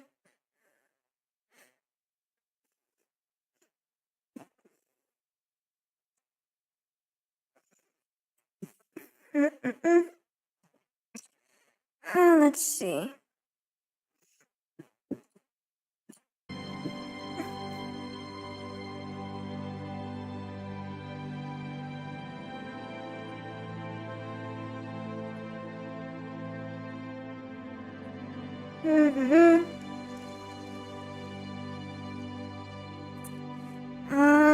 I get this hue to be correct?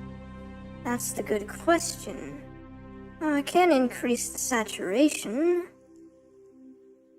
Hmm.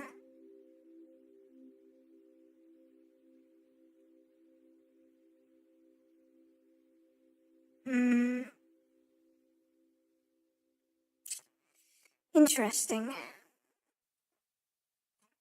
What about levels? Maybe if I tweak the levels first.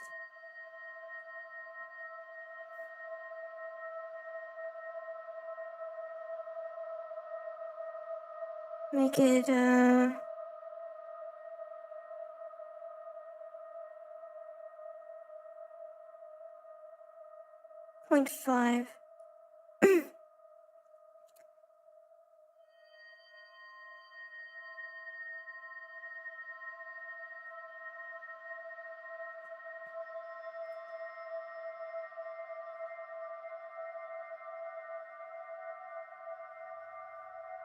Suppose I could probably,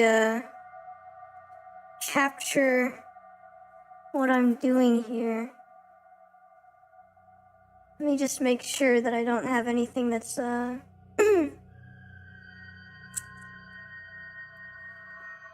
see.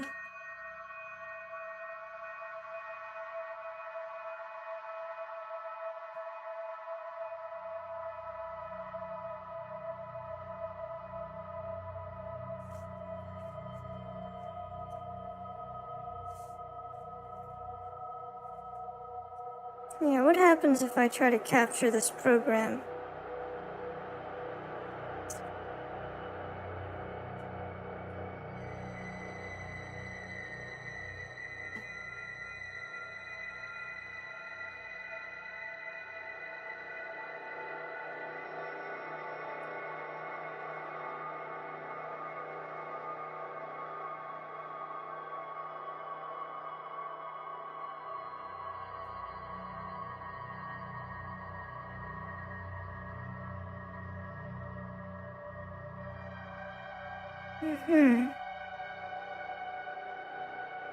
Yeah, as far as I know, that should be fine.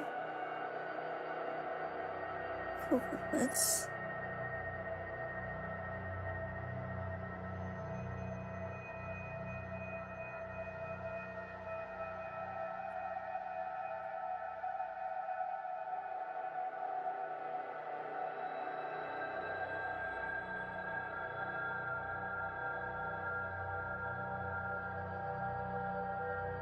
Oh wait, that's audio.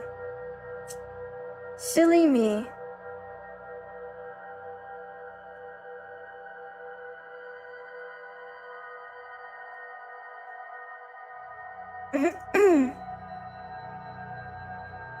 Remove. Try to instead...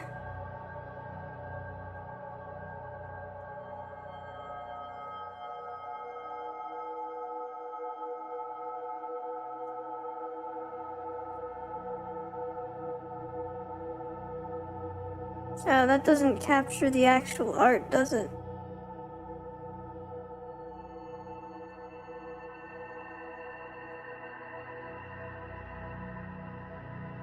That doesn't actually capture the image, though, does it? Interesting.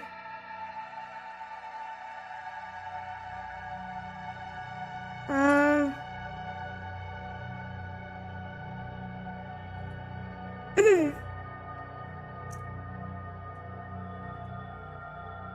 Yeah, you just saw gray. That's so silly. What is... Maybe I'm capturing the wrong window. Hang on. No.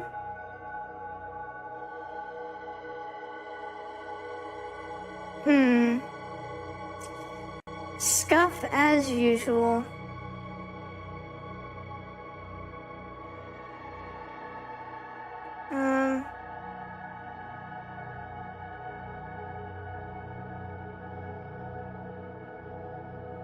What if I do this? Oh.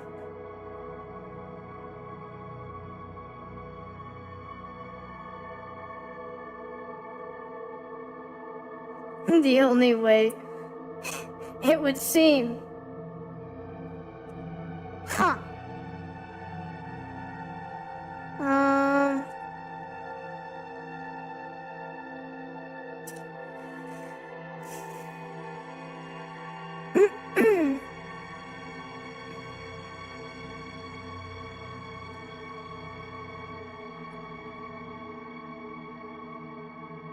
I really don't understand why things like this aren't made easier. Very interesting.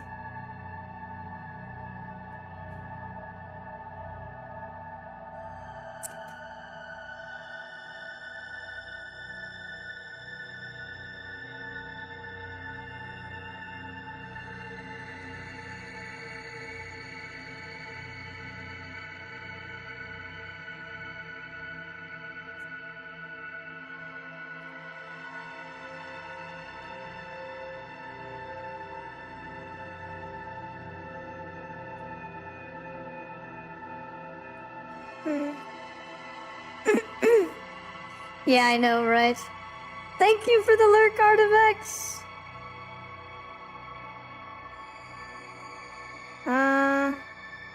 Yeah. Why make things easy when you can over-convolute everything, right? Shogunai. Okay, well that's slightly better, except it still won't show the actual thing. Let me see if there's a way for me to fix that.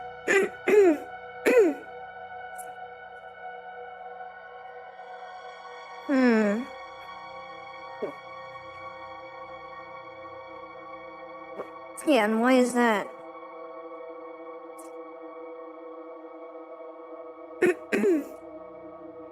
Oh. Okay, I might have figured out a way to get it to work. The other thing to do is,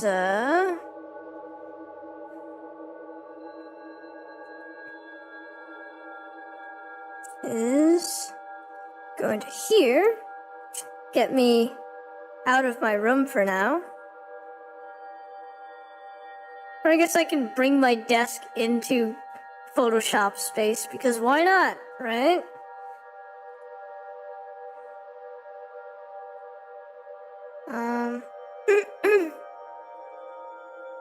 Yeah, okay, that's kind of working. Let's move me over here.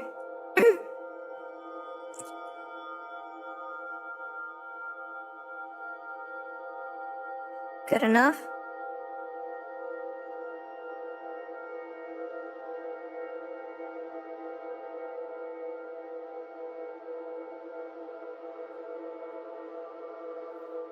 Let's see.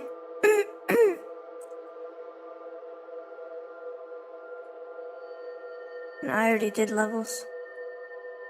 I should probably make a, after I figure out what colors I want this to be, I can record and make a mass, make a way to apply it on a mass scale. -30. Up the saturation. 55. Is that hue not quite right? Maybe something more like that. I'm wondering if maybe I didn't make the levels extreme enough yet. Let's go back.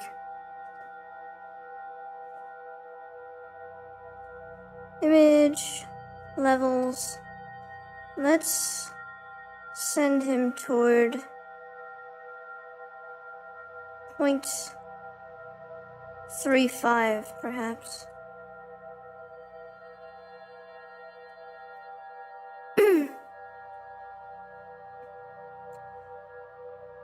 And then try this again. Oops, a little too much.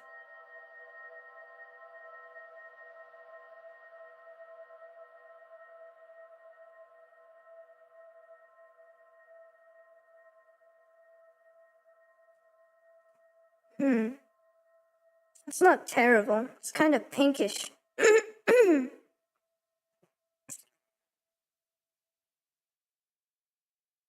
Yeah. Sometimes I get like this. I don't know what it is with my throat.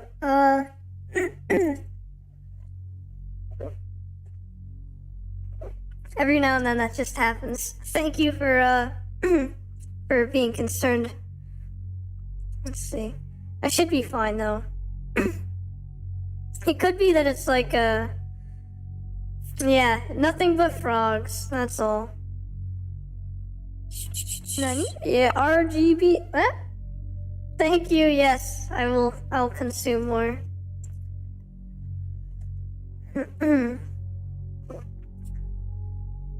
Yes, water important indeed. Good old H2O. Might have to settle for something that's like orangey pinkish. Interesting.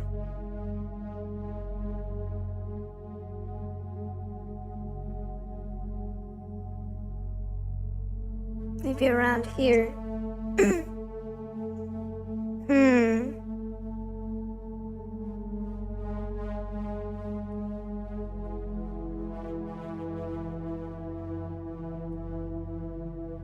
Unless...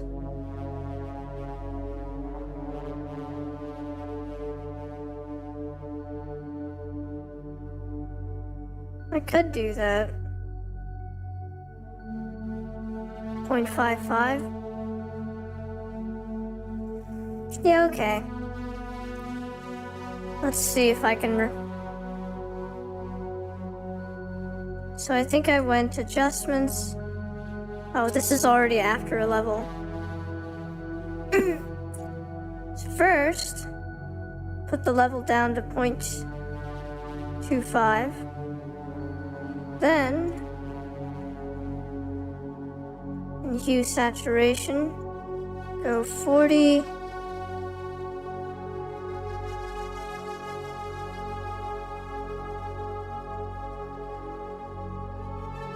-10.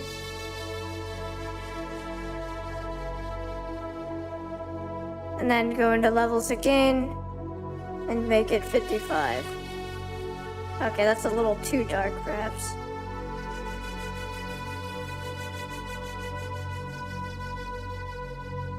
$70.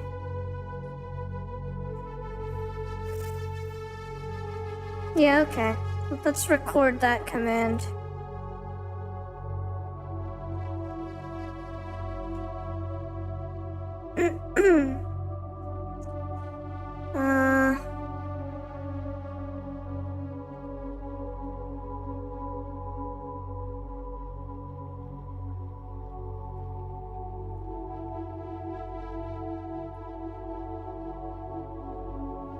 Let's make this red.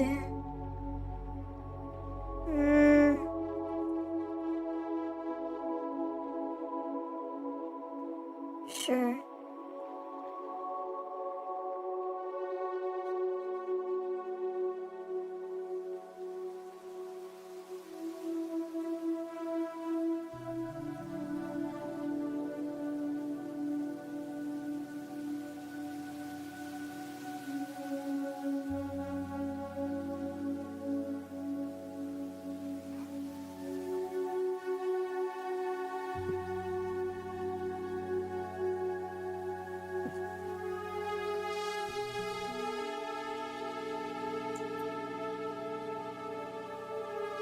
Okay, thank you for the lurk, Thor.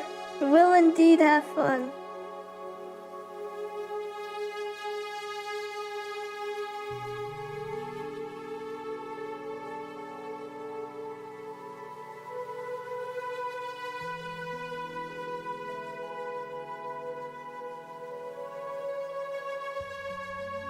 There we go.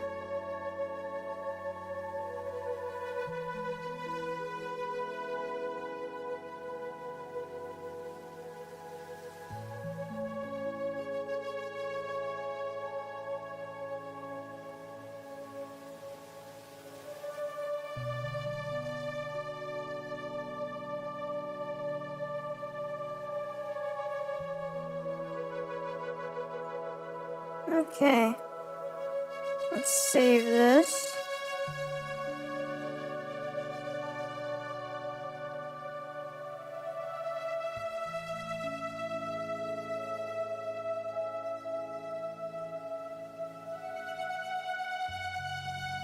Oh, that's good to know.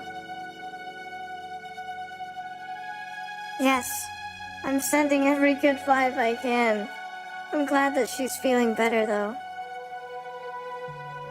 That's very good.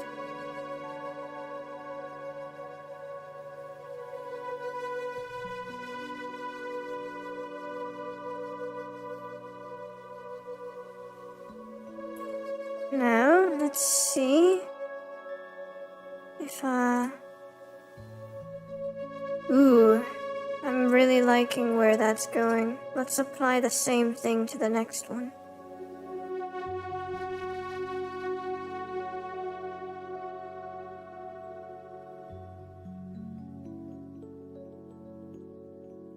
Oh, yeah. Do you like the desk's,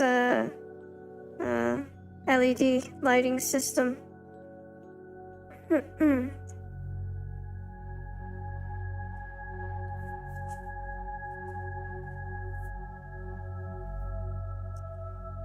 on, what was I doing?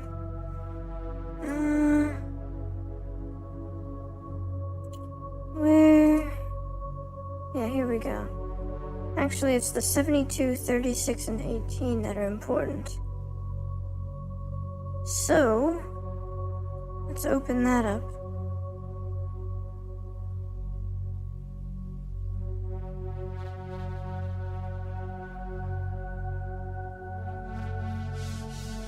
Thanks, I'm glad you like it.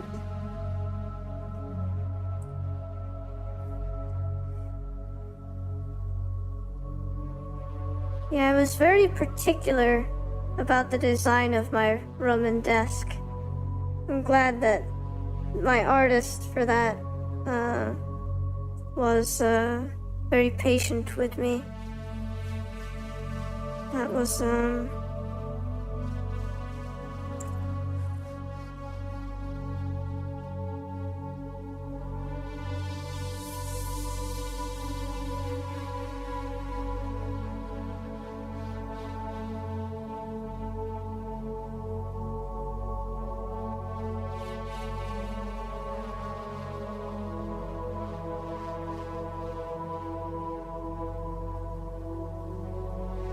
yeah, that was Shirokuro on Fiverr that helped with that.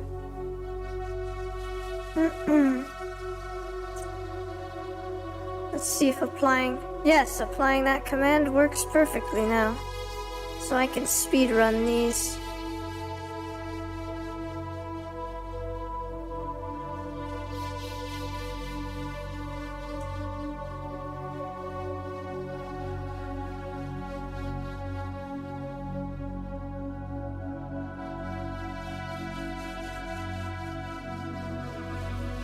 Technically, there's a way that I could even batch these commands, but I don't really want to get into that right now. For now, I'll just use the standard speeding it up by doing this. Good enough for now.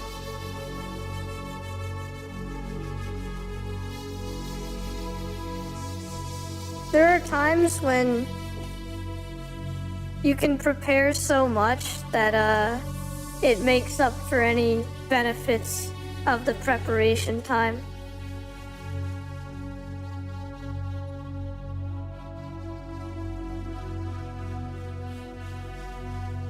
And then the 18 version.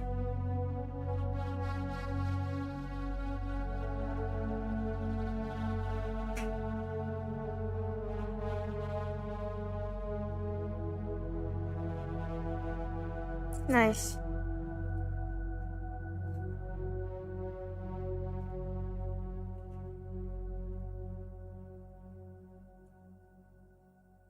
There we go. That's enough for our red ones. Now,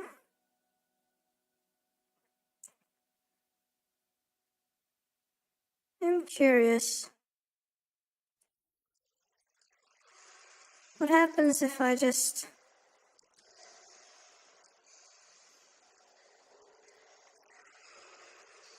open up the already red one? Because it's already got an adjustment with the levels. Therefore, perhaps it'll lend itself more easily toward colorization. Shifting the hue. What can we get here? Hue saturation. That's definitely a nice, like, golden yellow, isn't it? I do like that. Plus 27. Yeah, let's go with that. I don't even really need to make that a mass command.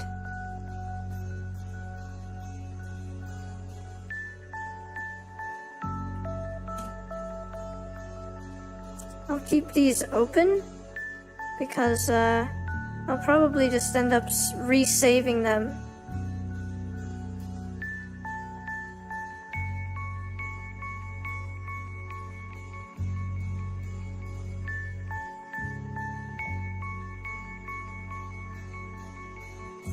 Apologies for the ads in advance.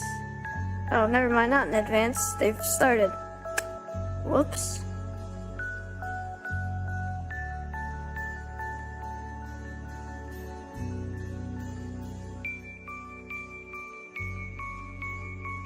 Let's zoom in.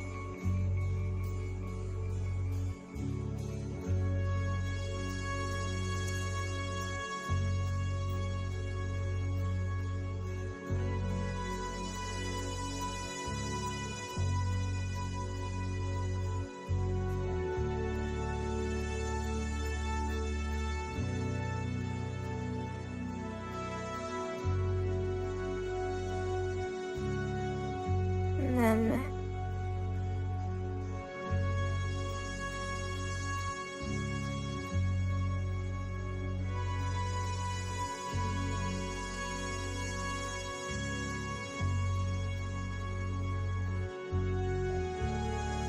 this one.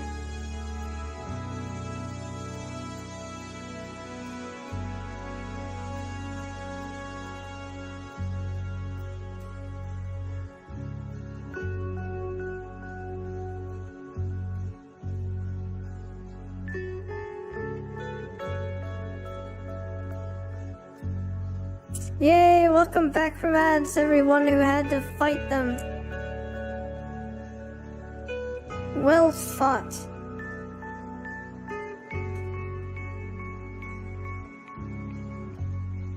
Alright, now let's make... You know what, I'll do it in this order. That way we always end on the higher res one. Provides a nicer build-up. Thanks, I'm glad you think they're looking good. Now let's go for the green one.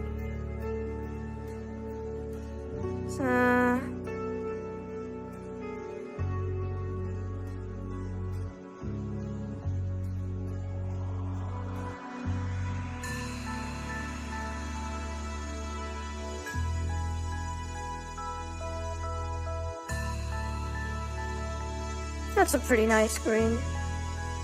Oh. Of course, silly me forgot to take a look at how much I adjusted that by. Let me do that again.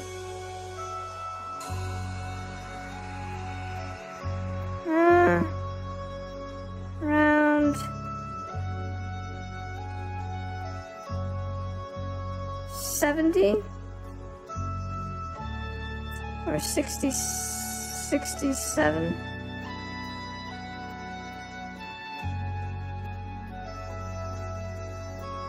Really? YT named it wrong again? Oh my...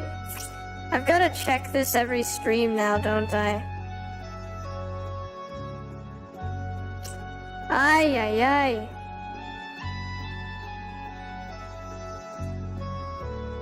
Why does it do that? Please, just stop being so scuffed. Oh my goodness.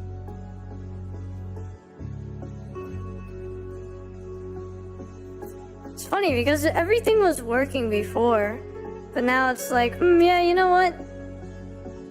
Why should I work? Like, why can't I just be broken?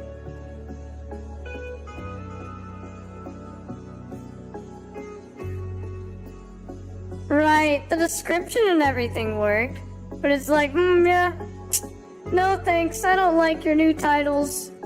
Get the new titles out of here. Nobody knows more about new titles than I do. Totally wasn't imitating a certain someone there. Yay, built the chair, let's go.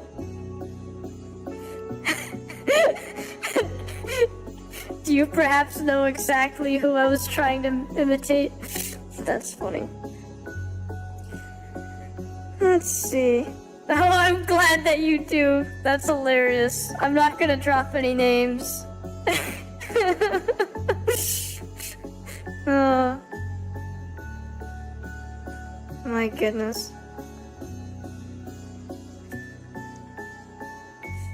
I have the best titles. I have titles. I have the best titles. And nobody knows more about titles than I do.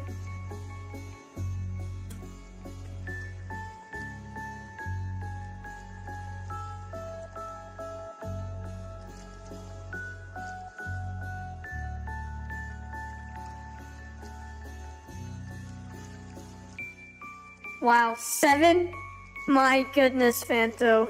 That's quite something, I must say. Nice vibrant green. Oh my goodness, I see. We have a very verdant green here, don't we? Da-da-da. People get colorful black holes, let's go!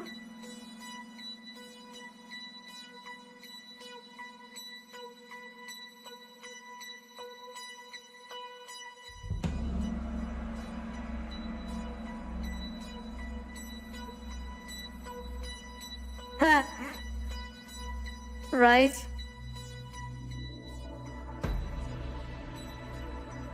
Yeah, interesting indeed.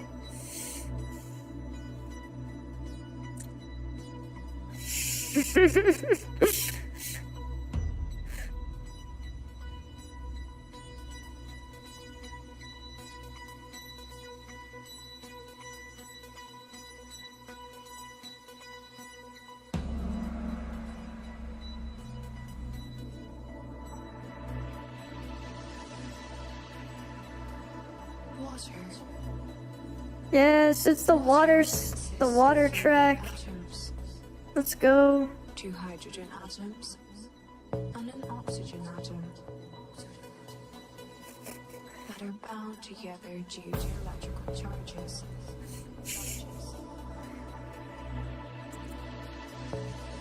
Ethereal educational music. In a 100-year period, a water molecule spends 98 years in the ocean, 20 months as ice, about 2 weeks in lakes and rivers. Now let's go for blue. and a week in the atmosphere.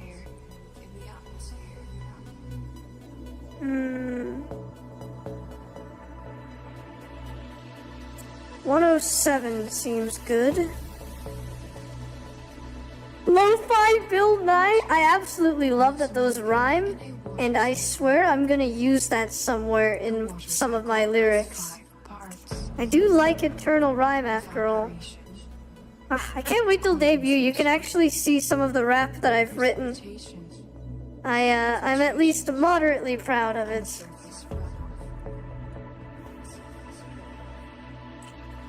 Let's see. But I'm keeping my rap an absolute secret until then. Ha ha ha ha. It's redacted for now.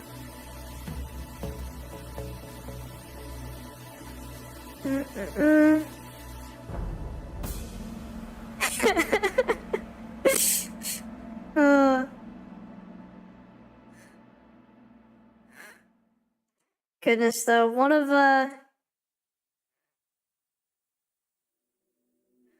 Oh, that would be hilarious. One of my raps, gets very scientific. It starts talking about essentially warp field mechanics and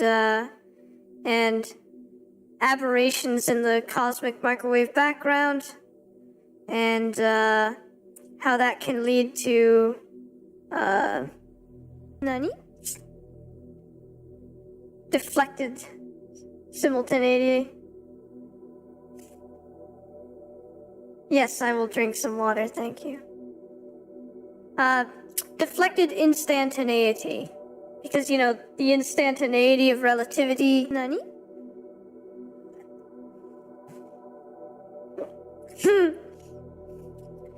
You like triggering the oculochromic membrane and the luminiferous, don't you? Natra. Blue.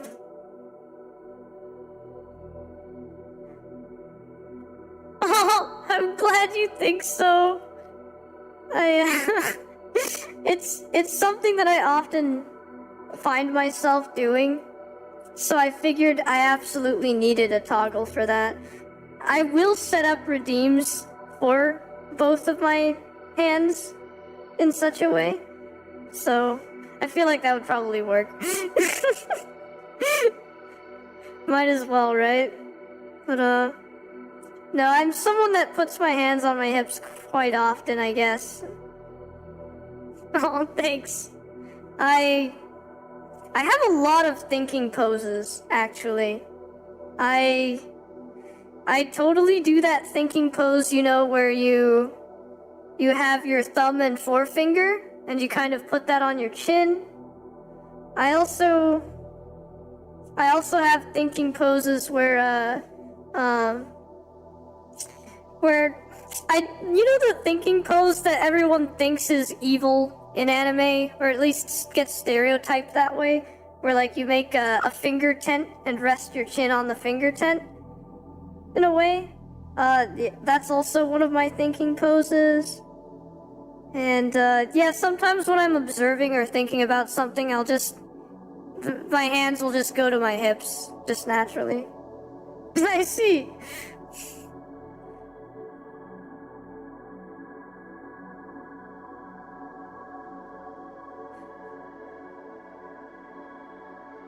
Science version of me, like jazz beam for a sec.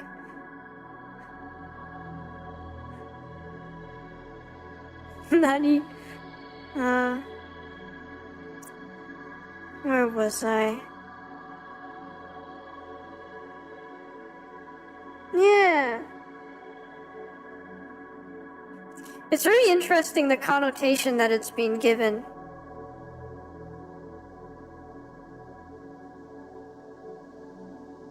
Ooh, adjust your glasses a lot? Okay, so I have a confession. My human animafoil that is channeling me right now, their vision is considered pilot's vision, basically. So like, instead of just 2020, it fluctuates from between 2010 and 2015. So very lucky in the vision department, I suppose you could say, by human standards. So no need for glasses, but a lot of sensitivity to bright light, which honestly, I would say that's my fault. You know, I grew up before the first stars formed, cosmic dark ages, so of course I'm sensitive to bright light. So, you know, that's why. And because of that, shades are an absolute must.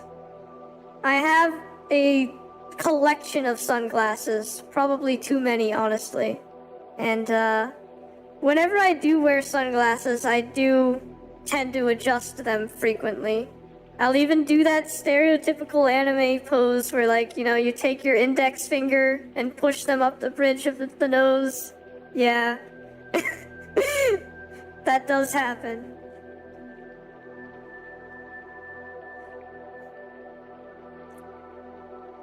But, no, very sensitive to light. Yes. In fact, so sensitive to light that sometimes I do wear sunglasses at night. But,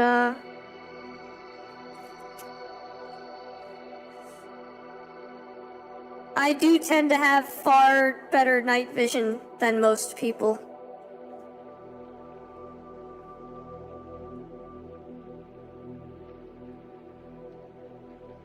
Even without the help of my oculochromic membrane and luminiferous.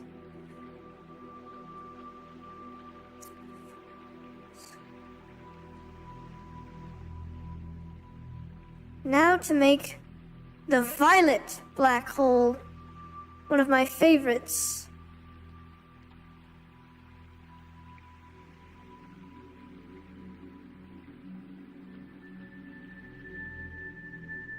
Let's find a very nice shade of violet. This one looks pretty good.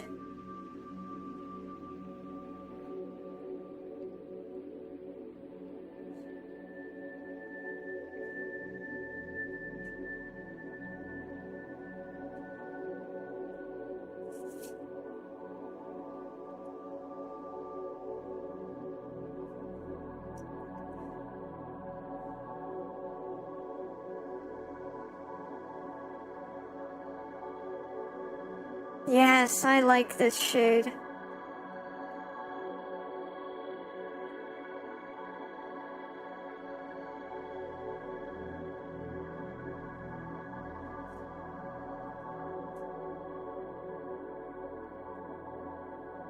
Violet light is such a pretty thing, you know?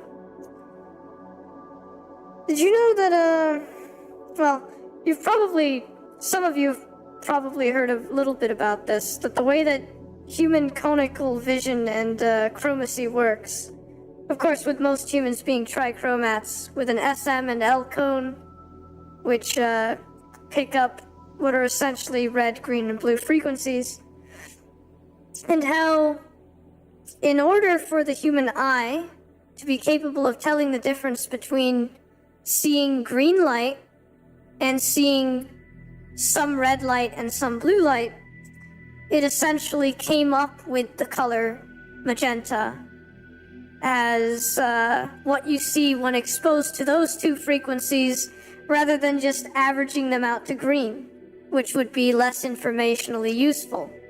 So in other words, the human brain created an artificial color that doesn't naturally appear on the spectrum, which is quite beautiful. Oh, I see. Okay, Jace. Have a good night. Thank you so much for popping in. It's been a pleasure to have you.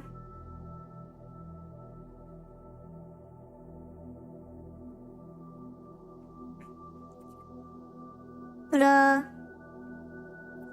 the interesting thing about Violet hope to see you again. Thanks again for popping in. Is that, violet light actually triggers a slight response in the red cone, along with the response that it's already triggering in the blue cone. And because of that additional response, it makes violet light look a bit like magenta. So in other words, there's an artificial triggering of an artificial color by a natural spectral frequency. And I find that extraordinarily beautiful in a way. True violet is a very interesting color.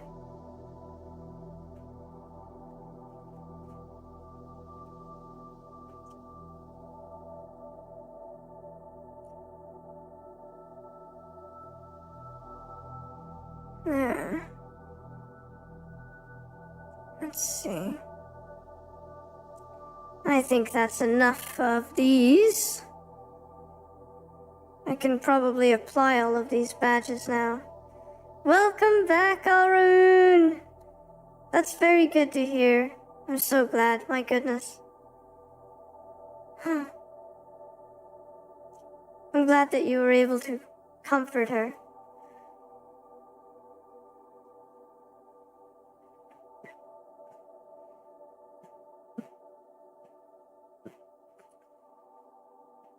Let's see. Let me apply these to here.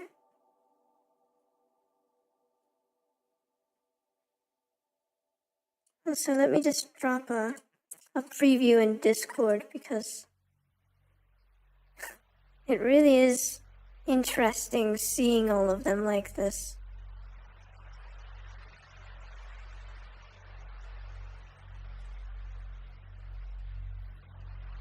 Have a good night, Jace. Get plenty of sleep. Because after I upload these badges, maybe I should sing for a little bit before heading to bed myself, actually. Ay, ay, ay. I totally never stay up way later than I intend to. Of course not.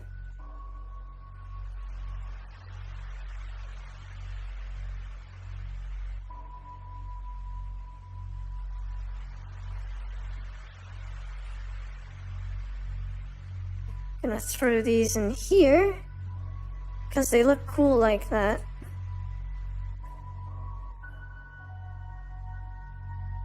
Now, let me upload all the badges.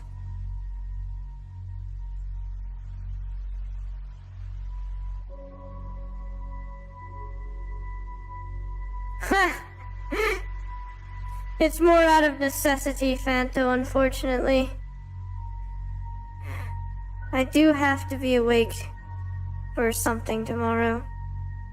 Otherwise, I'd just say, whatever.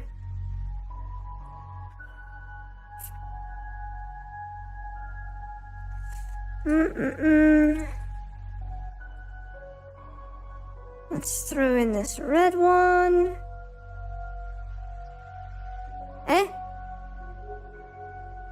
That is the 18 by 18. Oh, never mind. It wasn't. I was just silly.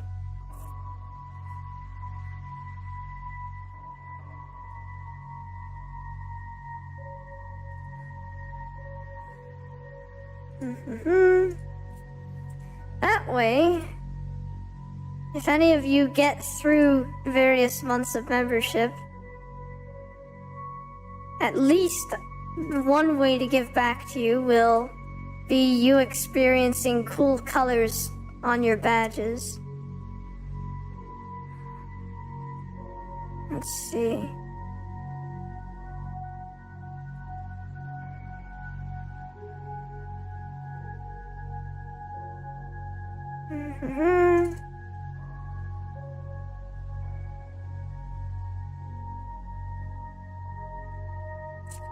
Oh. Really, Twitch? Alright. Slowly getting used to the fact that Twitch is silly and I have to click upload for each one before moving to the next one. Again, please be patient. I'm ancient. Shogunai. Shikata ga nai na. There we go. Yes, they're starting to look nice filling these positions. 6 months gets to be green.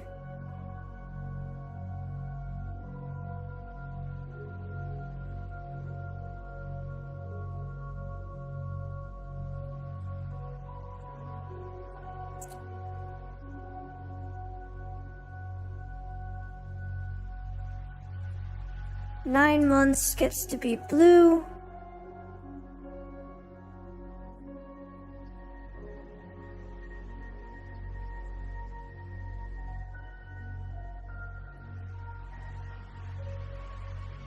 And 1 year gets to be violet.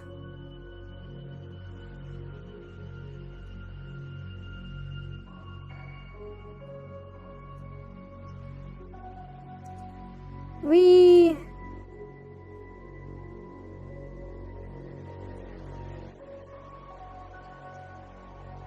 Let me share that in the Discord. Yeah.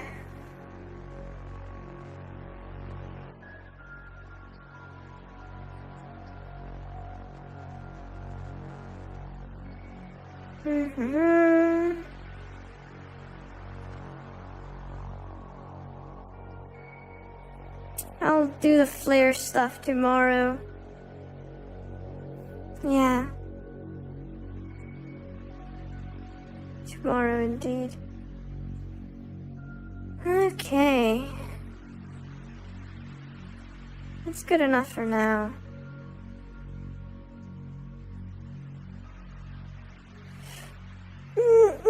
But yeah, that way I should really get the flares done too. That way, if anyone were ever to be interested in tears, there'd be something that can reward you for that too.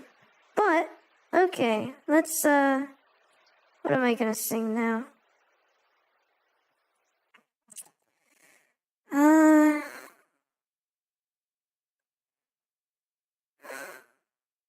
Good question.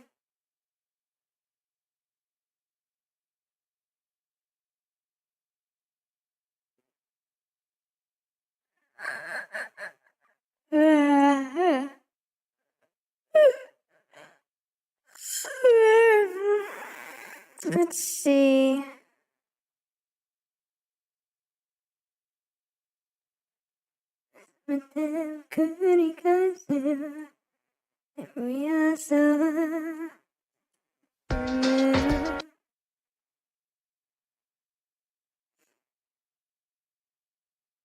Ah, interesting. I see. That's fascinating. Besides resting power, I don't really have a new song obsession.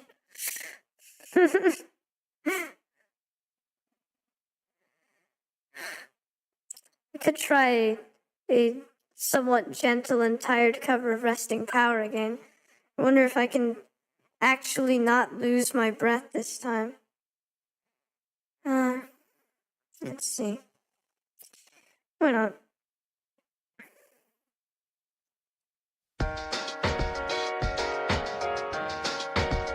Oh, is that too loud, by the way? Probably. Let me try to gauge the volume.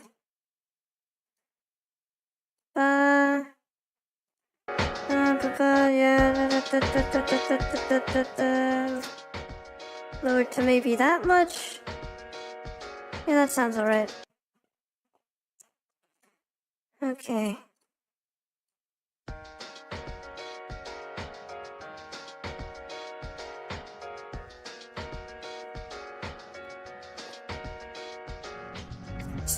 Oh, I missed my cue. Yay! I'm silly.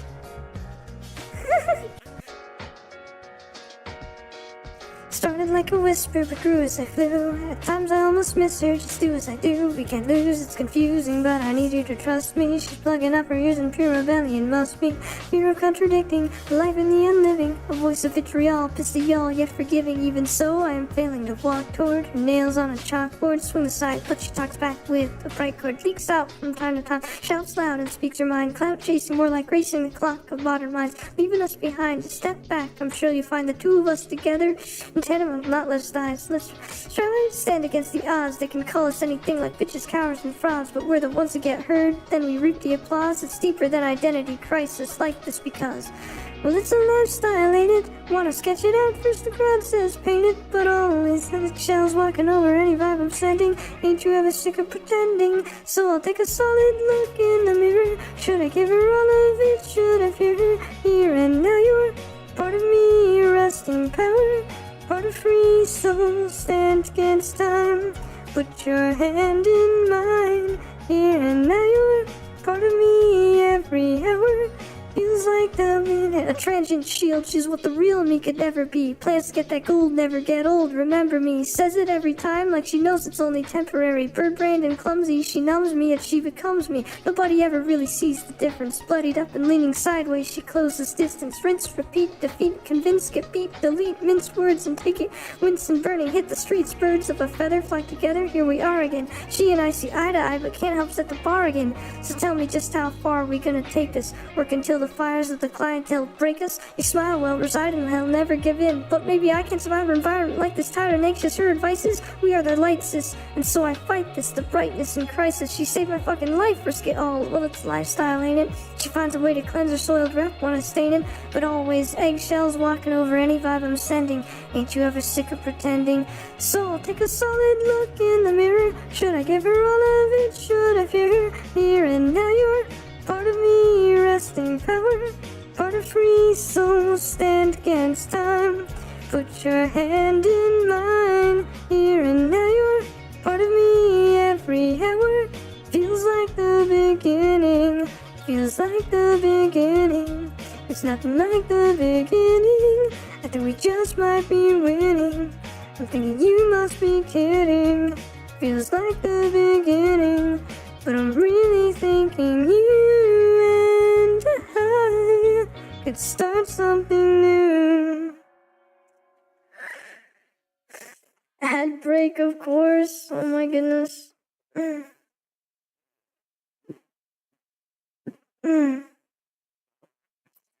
Let's see.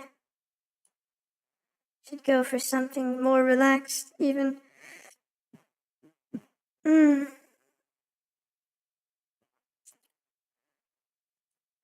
There's so much music homework I need to eventually attend to. Shogunai. Let's see.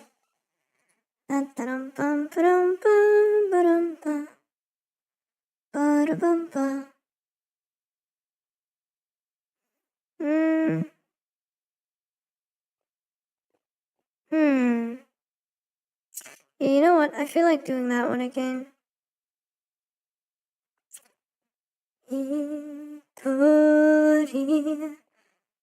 Let's do that. Oh no! A cheap viewer's butt. Shogunai.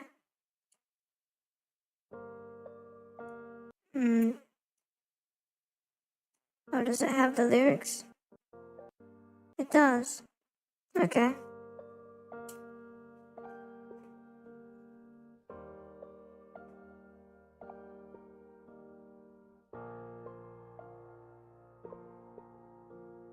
Welcome back from ad break.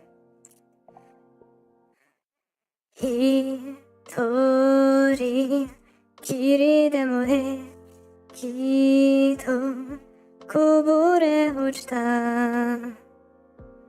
tsuyogari futari no bushi sugita hi ga こんなに悲しい一人で生きられるなら誰か愛したりしないからあなたの香りあなたの話し方今も体中に愛のかけらが残ってるよ私の願い私の願いはただどうかあなたもどこかで泣いていますように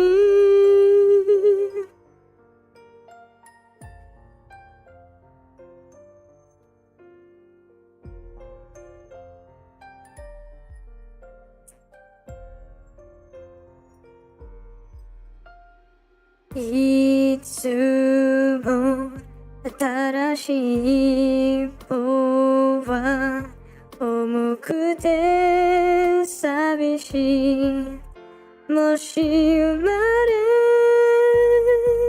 変わってももう一度あなたに出会いたい真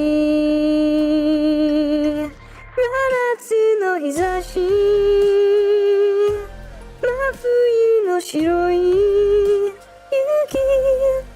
巡る血中に愛のかけらがの迷して幸せなのにどこかで寂しいのはあなたよりも大きな私の愛のせい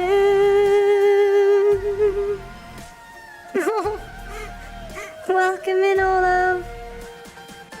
Thank you for the emojis. How are you? 鍵はあなたが持ったまま歌う意味をなくしたカナリアくらい鳥かごの中であなたの香りあなたの話し方今も体中に愛のかけらが残ってるよ私の願い私の願いはただどうかあなたが幸せでありますように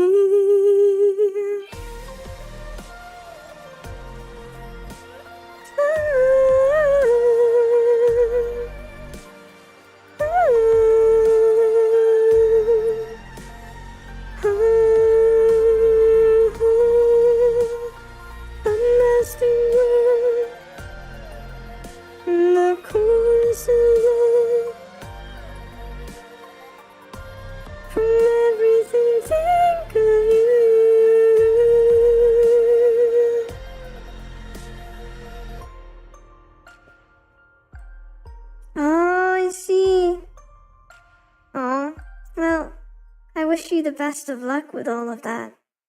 I hope it improves.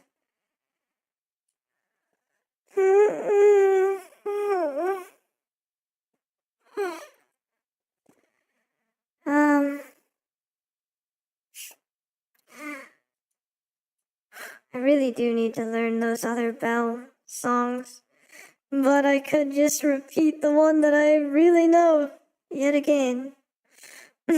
And then maybe call it a night.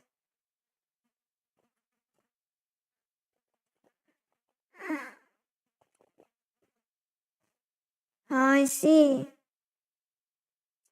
Fair enough. I, mood sometimes ne? しょうがない。頑張って. I believe in you, and you can absolutely do it. You've got this. I should probably drink a bit of water first. ちょっと待って。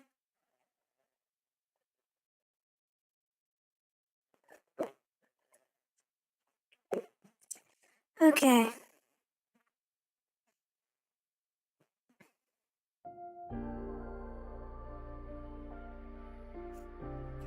I will practice more karaoke options, I promise. But for now, here are some safe ones.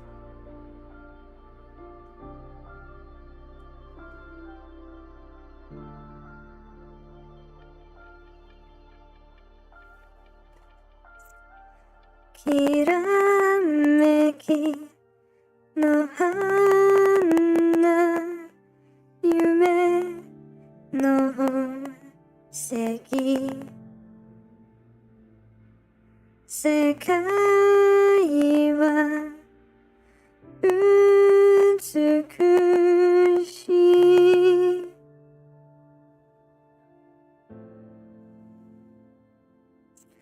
Okubyou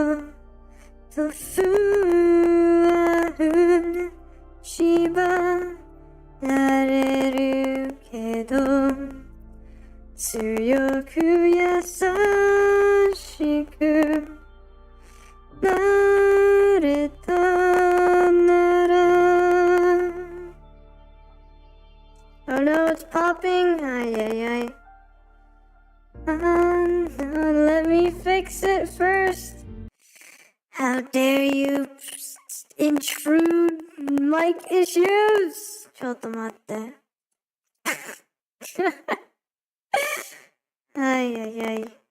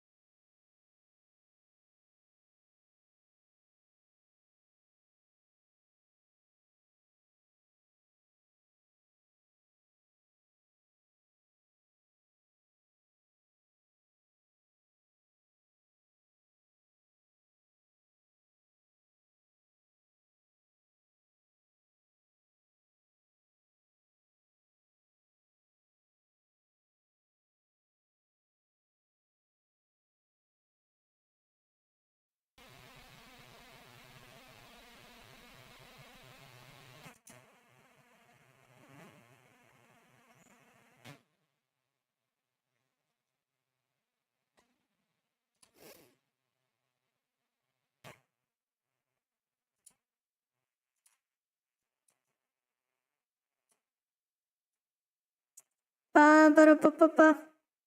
Yeah, that sounds better. Ay, ay, ay. Oh, I might as well switch this back to my room now. No need to just like look at the blank purple black hole.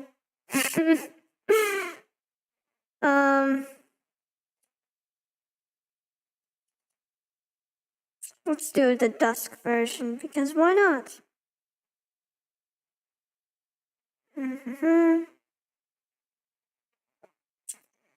Alright, let's go back to where we were.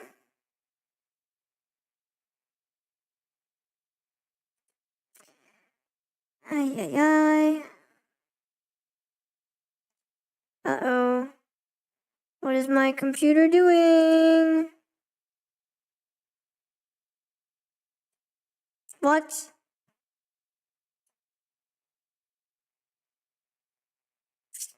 That's nice. My Chrome tab is like so scuffed that wow. No wonder my mic went popping. What's my RAM usage at right now? 93% RAM usage? Can you chill out? You're not even doing that much. Computer, please. Ay, ay, ay. Yeah, you know what? Obviously my Windows is just extremely cooked. I'll make a new window.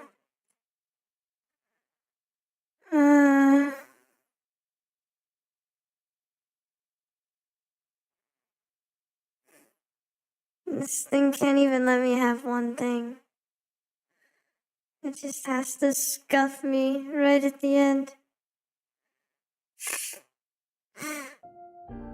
Wait, what? Now it's fixed itself. Shut up.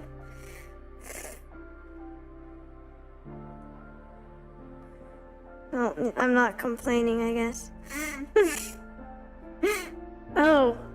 It's not really fixed. It's playing, but like, everything's messed up in that tab. But, we'll take it. Kirameki no hana yume no seki sekai wa utsukushii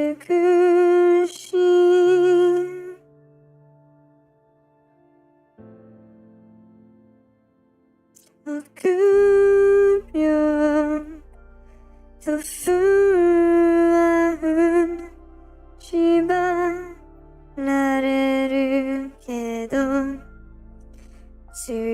く優しくなれたなら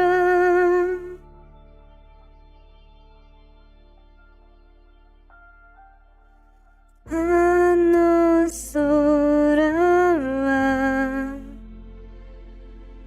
戻らない一人では生きられない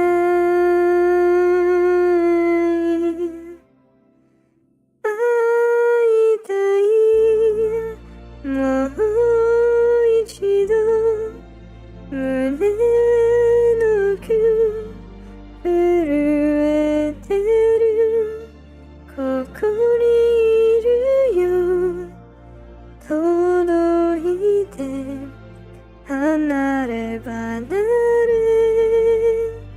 の君へ目を閉じた時にだけ会えるなんて信じない会いたい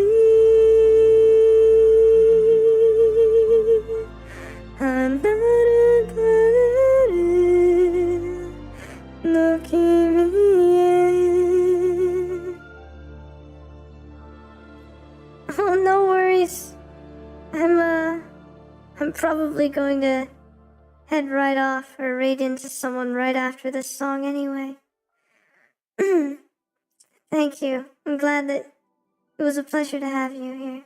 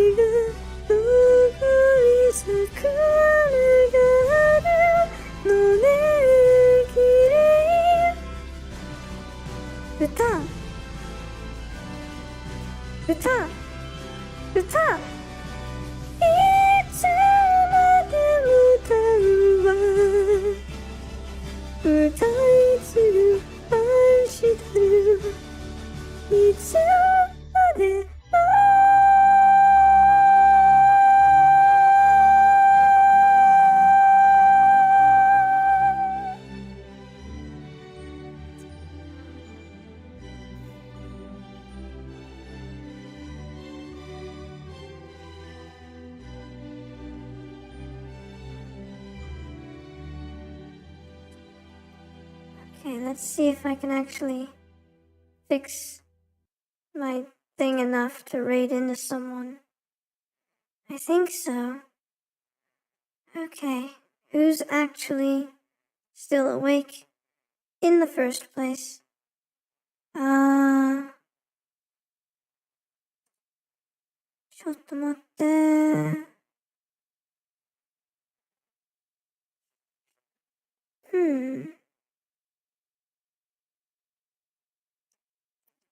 Yeah, let's raid into them. Alright.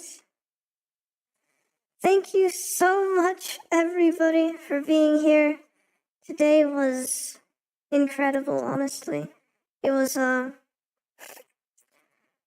such a nice thing to follow these very busy work days with.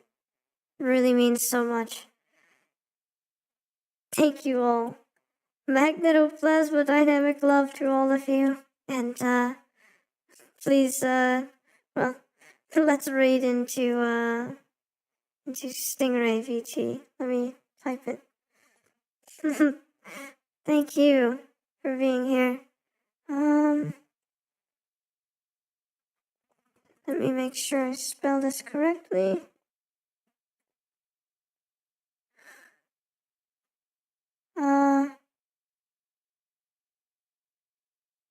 I'm not sure. For some reason my mic seems to like singing more than talking. It's, very interesting. No worries. Thank you so much for being here. It's kind of funny, though. That is interesting. It's better for singing than everything else. Stingray VT. Okay, I think I spelled this correctly.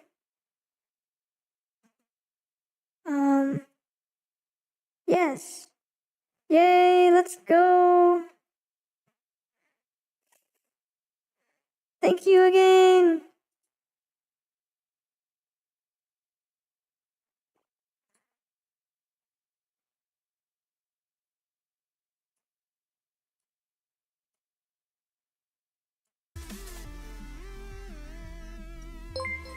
Hey, hello Fee. Thank you for